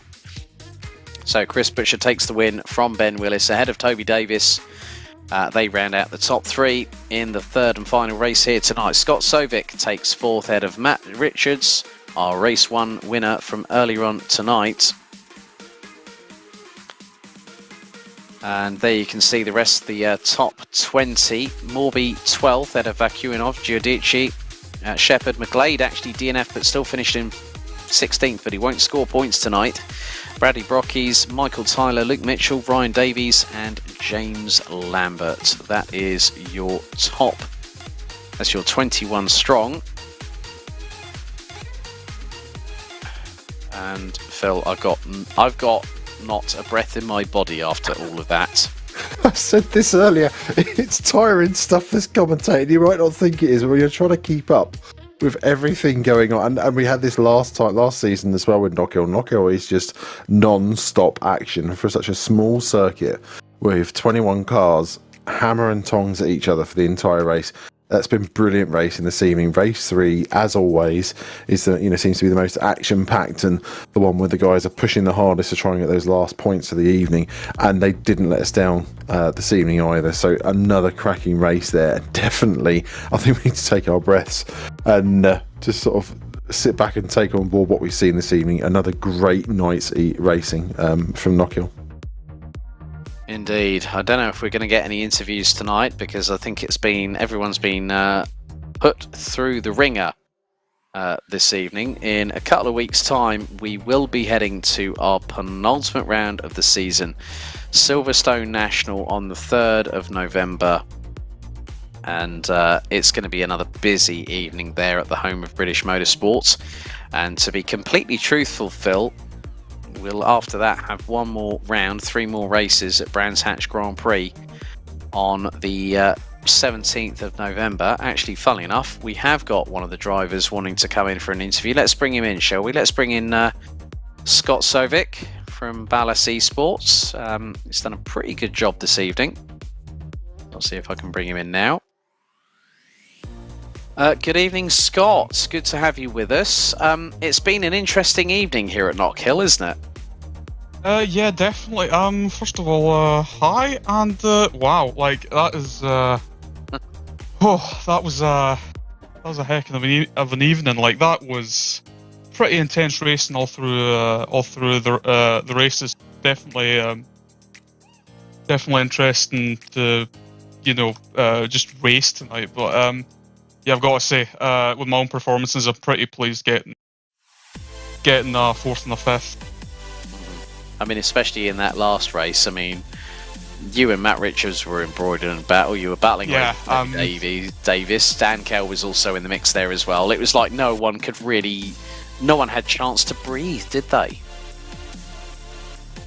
No, I mean, like that was pretty intense. Like I knew going into that third race with that extra weight I had from getting 5th in the race 2, like I had no chance of keeping up with the front two, considering I was struggling with that weight and the two ahead of me were pretty fast. I mean, the getaway, like the off the line, that was I mean, that Lavore is a rocket ship off line, and I'm feeling like I'm using the most of its ability. But yeah, after that, like after the first couple of laps, I just didn't really have a chance to keep touch with the top three, and I was hoping not to get involved with too much fight with Kel and Richards there. I was hoping I would have had enough pace in the car that race to keep them a bit further back, but it ended up being what it was, and I'm just really pleased with how that went, considering how close it got at the end there. Yeah, I know. But obviously we go to Silverstone National in a couple of weeks. Hopefully that will play to the strengths of the Subaru Levorg. Yeah, hopefully. I mean, again, top speed's not its strength at depth, but plays track. It's gonna have good traction out of the slow corner. So hopefully that mitigates the straight line thing a bit less. But just I'm looking forward to the Silverstone and the Brands Hatch as well, because I think we could do good things there. I just want to say thanks to my team Ballas for supporting me throughout this season as well. They've been a good motivator for me this season. Well, Scott, thanks for joining us here in the interview booth, and we'll catch up with you hopefully in a couple of weeks' time at Silverstone National. Yep, thank you. Right, a big thanks to Scott Sovic there. Let's see if we can bring him in, shall we? Without further ado, let's bring in the one, the only, the reigning and defending champion, who I think still keeps his points lead after this one. Let's bring in Chris Butcher. Chris, well, firstly, hope you enjoyed your honeymoon after recently getting hitched. Well done, sir. Good to have you back on top form. It was not easy out there tonight, was it? Firstly, thank you very much. And no, it wasn't at all. I was really on the back foot because obviously I only got back on Sunday and didn't really have time to do much testing beforehand. And then last night, when I booted my PC up to do my first laps, my user profile was corrupt. So my first laps were literally when I got home from work today. So to come out with a win at the end of it is pretty good, and certainly a case of damage limitation today. Dan did a great job of maximising his points also. I'm not really sure whether it's cost me the lead of the championship or not. It's certainly going to be pretty close. I'm not really sure on the maths with the fastest laps and what have you, but it's set up a really exciting end to the season. Yeah, it definitely has. We've still got two more rounds to go, Silverstone National and Brands Hatch. I mean, yourself and Dan have both now got 5 wins apiece. It's been pretty close. I mean, Matt Richards has the opportunity to steal points off people, and he's done that convincingly tonight in all 3 races. Your title defence has not been easy by any stretch of the imagination at all, mate. No, I've had to work quite hard, and everybody's had their issues, and so has Toby and Luke when he's been available to race, and yeah, it's been really hard. But we just try our best, and try and have some fun at the end of the day. I even tried a new line in the chicaning race too, but it didn't quite come off for me. So yeah, it's at the end of the day, we've had great fun racing this season, and whatever happens, we've had a laugh along the way. So that's the main thing. Well, Chris, at least you can have a good rest tonight and get yourself ready for a couple of weeks for Silverstone National. Well done this evening. Thank you very much. Well, considering I think it's your turn to do an interview, I think, Phil, wouldn't you say? Oh, okay, definitely. Let's give this a go then. Shall we? For the other man from THR. Let's bring in Toby Davis to have a chat with our very own Phil Kinch. Good evening, Toby, and thanks for joining us. How do you think this evening's gone for you? You seem to have been definitely having some adventures out there. So I underestimated how many times I could slightly run wide in race 1 and got a drive-through penalty for it, so that was wonderful. And then I got a penalty for speeding in the pit lane. Now I've watched the replay and I'm not happy about that. I felt like I absolutely nailed the pit in and pit out, but whatever. And then race 2, I don't really know why, but I felt like everyone was sort of depending if their life depended on it.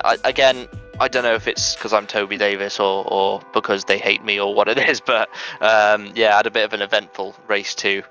But managed to make my way through the pack in the end, and it was nice to watch Chris get the win in race 3. And I think kudos to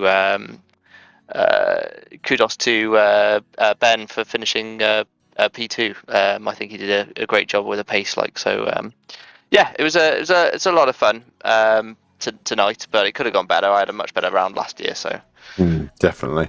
I noticed obviously as well with you taking pole for race 1, so qualifying seemed to go your way and seemed to work out pretty well. Were you quite confident sort of during practice and everything to be on the front row? Were you expecting that, or? No, I did about 10 laps practice before this one, so I, to be honest, my season's been a bit rubbish, so I didn't do any practice for this one, but I did all the practice last season. I had a really good setup saved and all the rest of it, so was able to sneak pole, which was a bit of good fortune, I wasn't expecting it, but pleased I did, so pleased to get pole, and just messed my own race up in race 1, to be honest, it is what it is, but I had a lot of fun tonight, actually. I think everyone who won the races deserved them.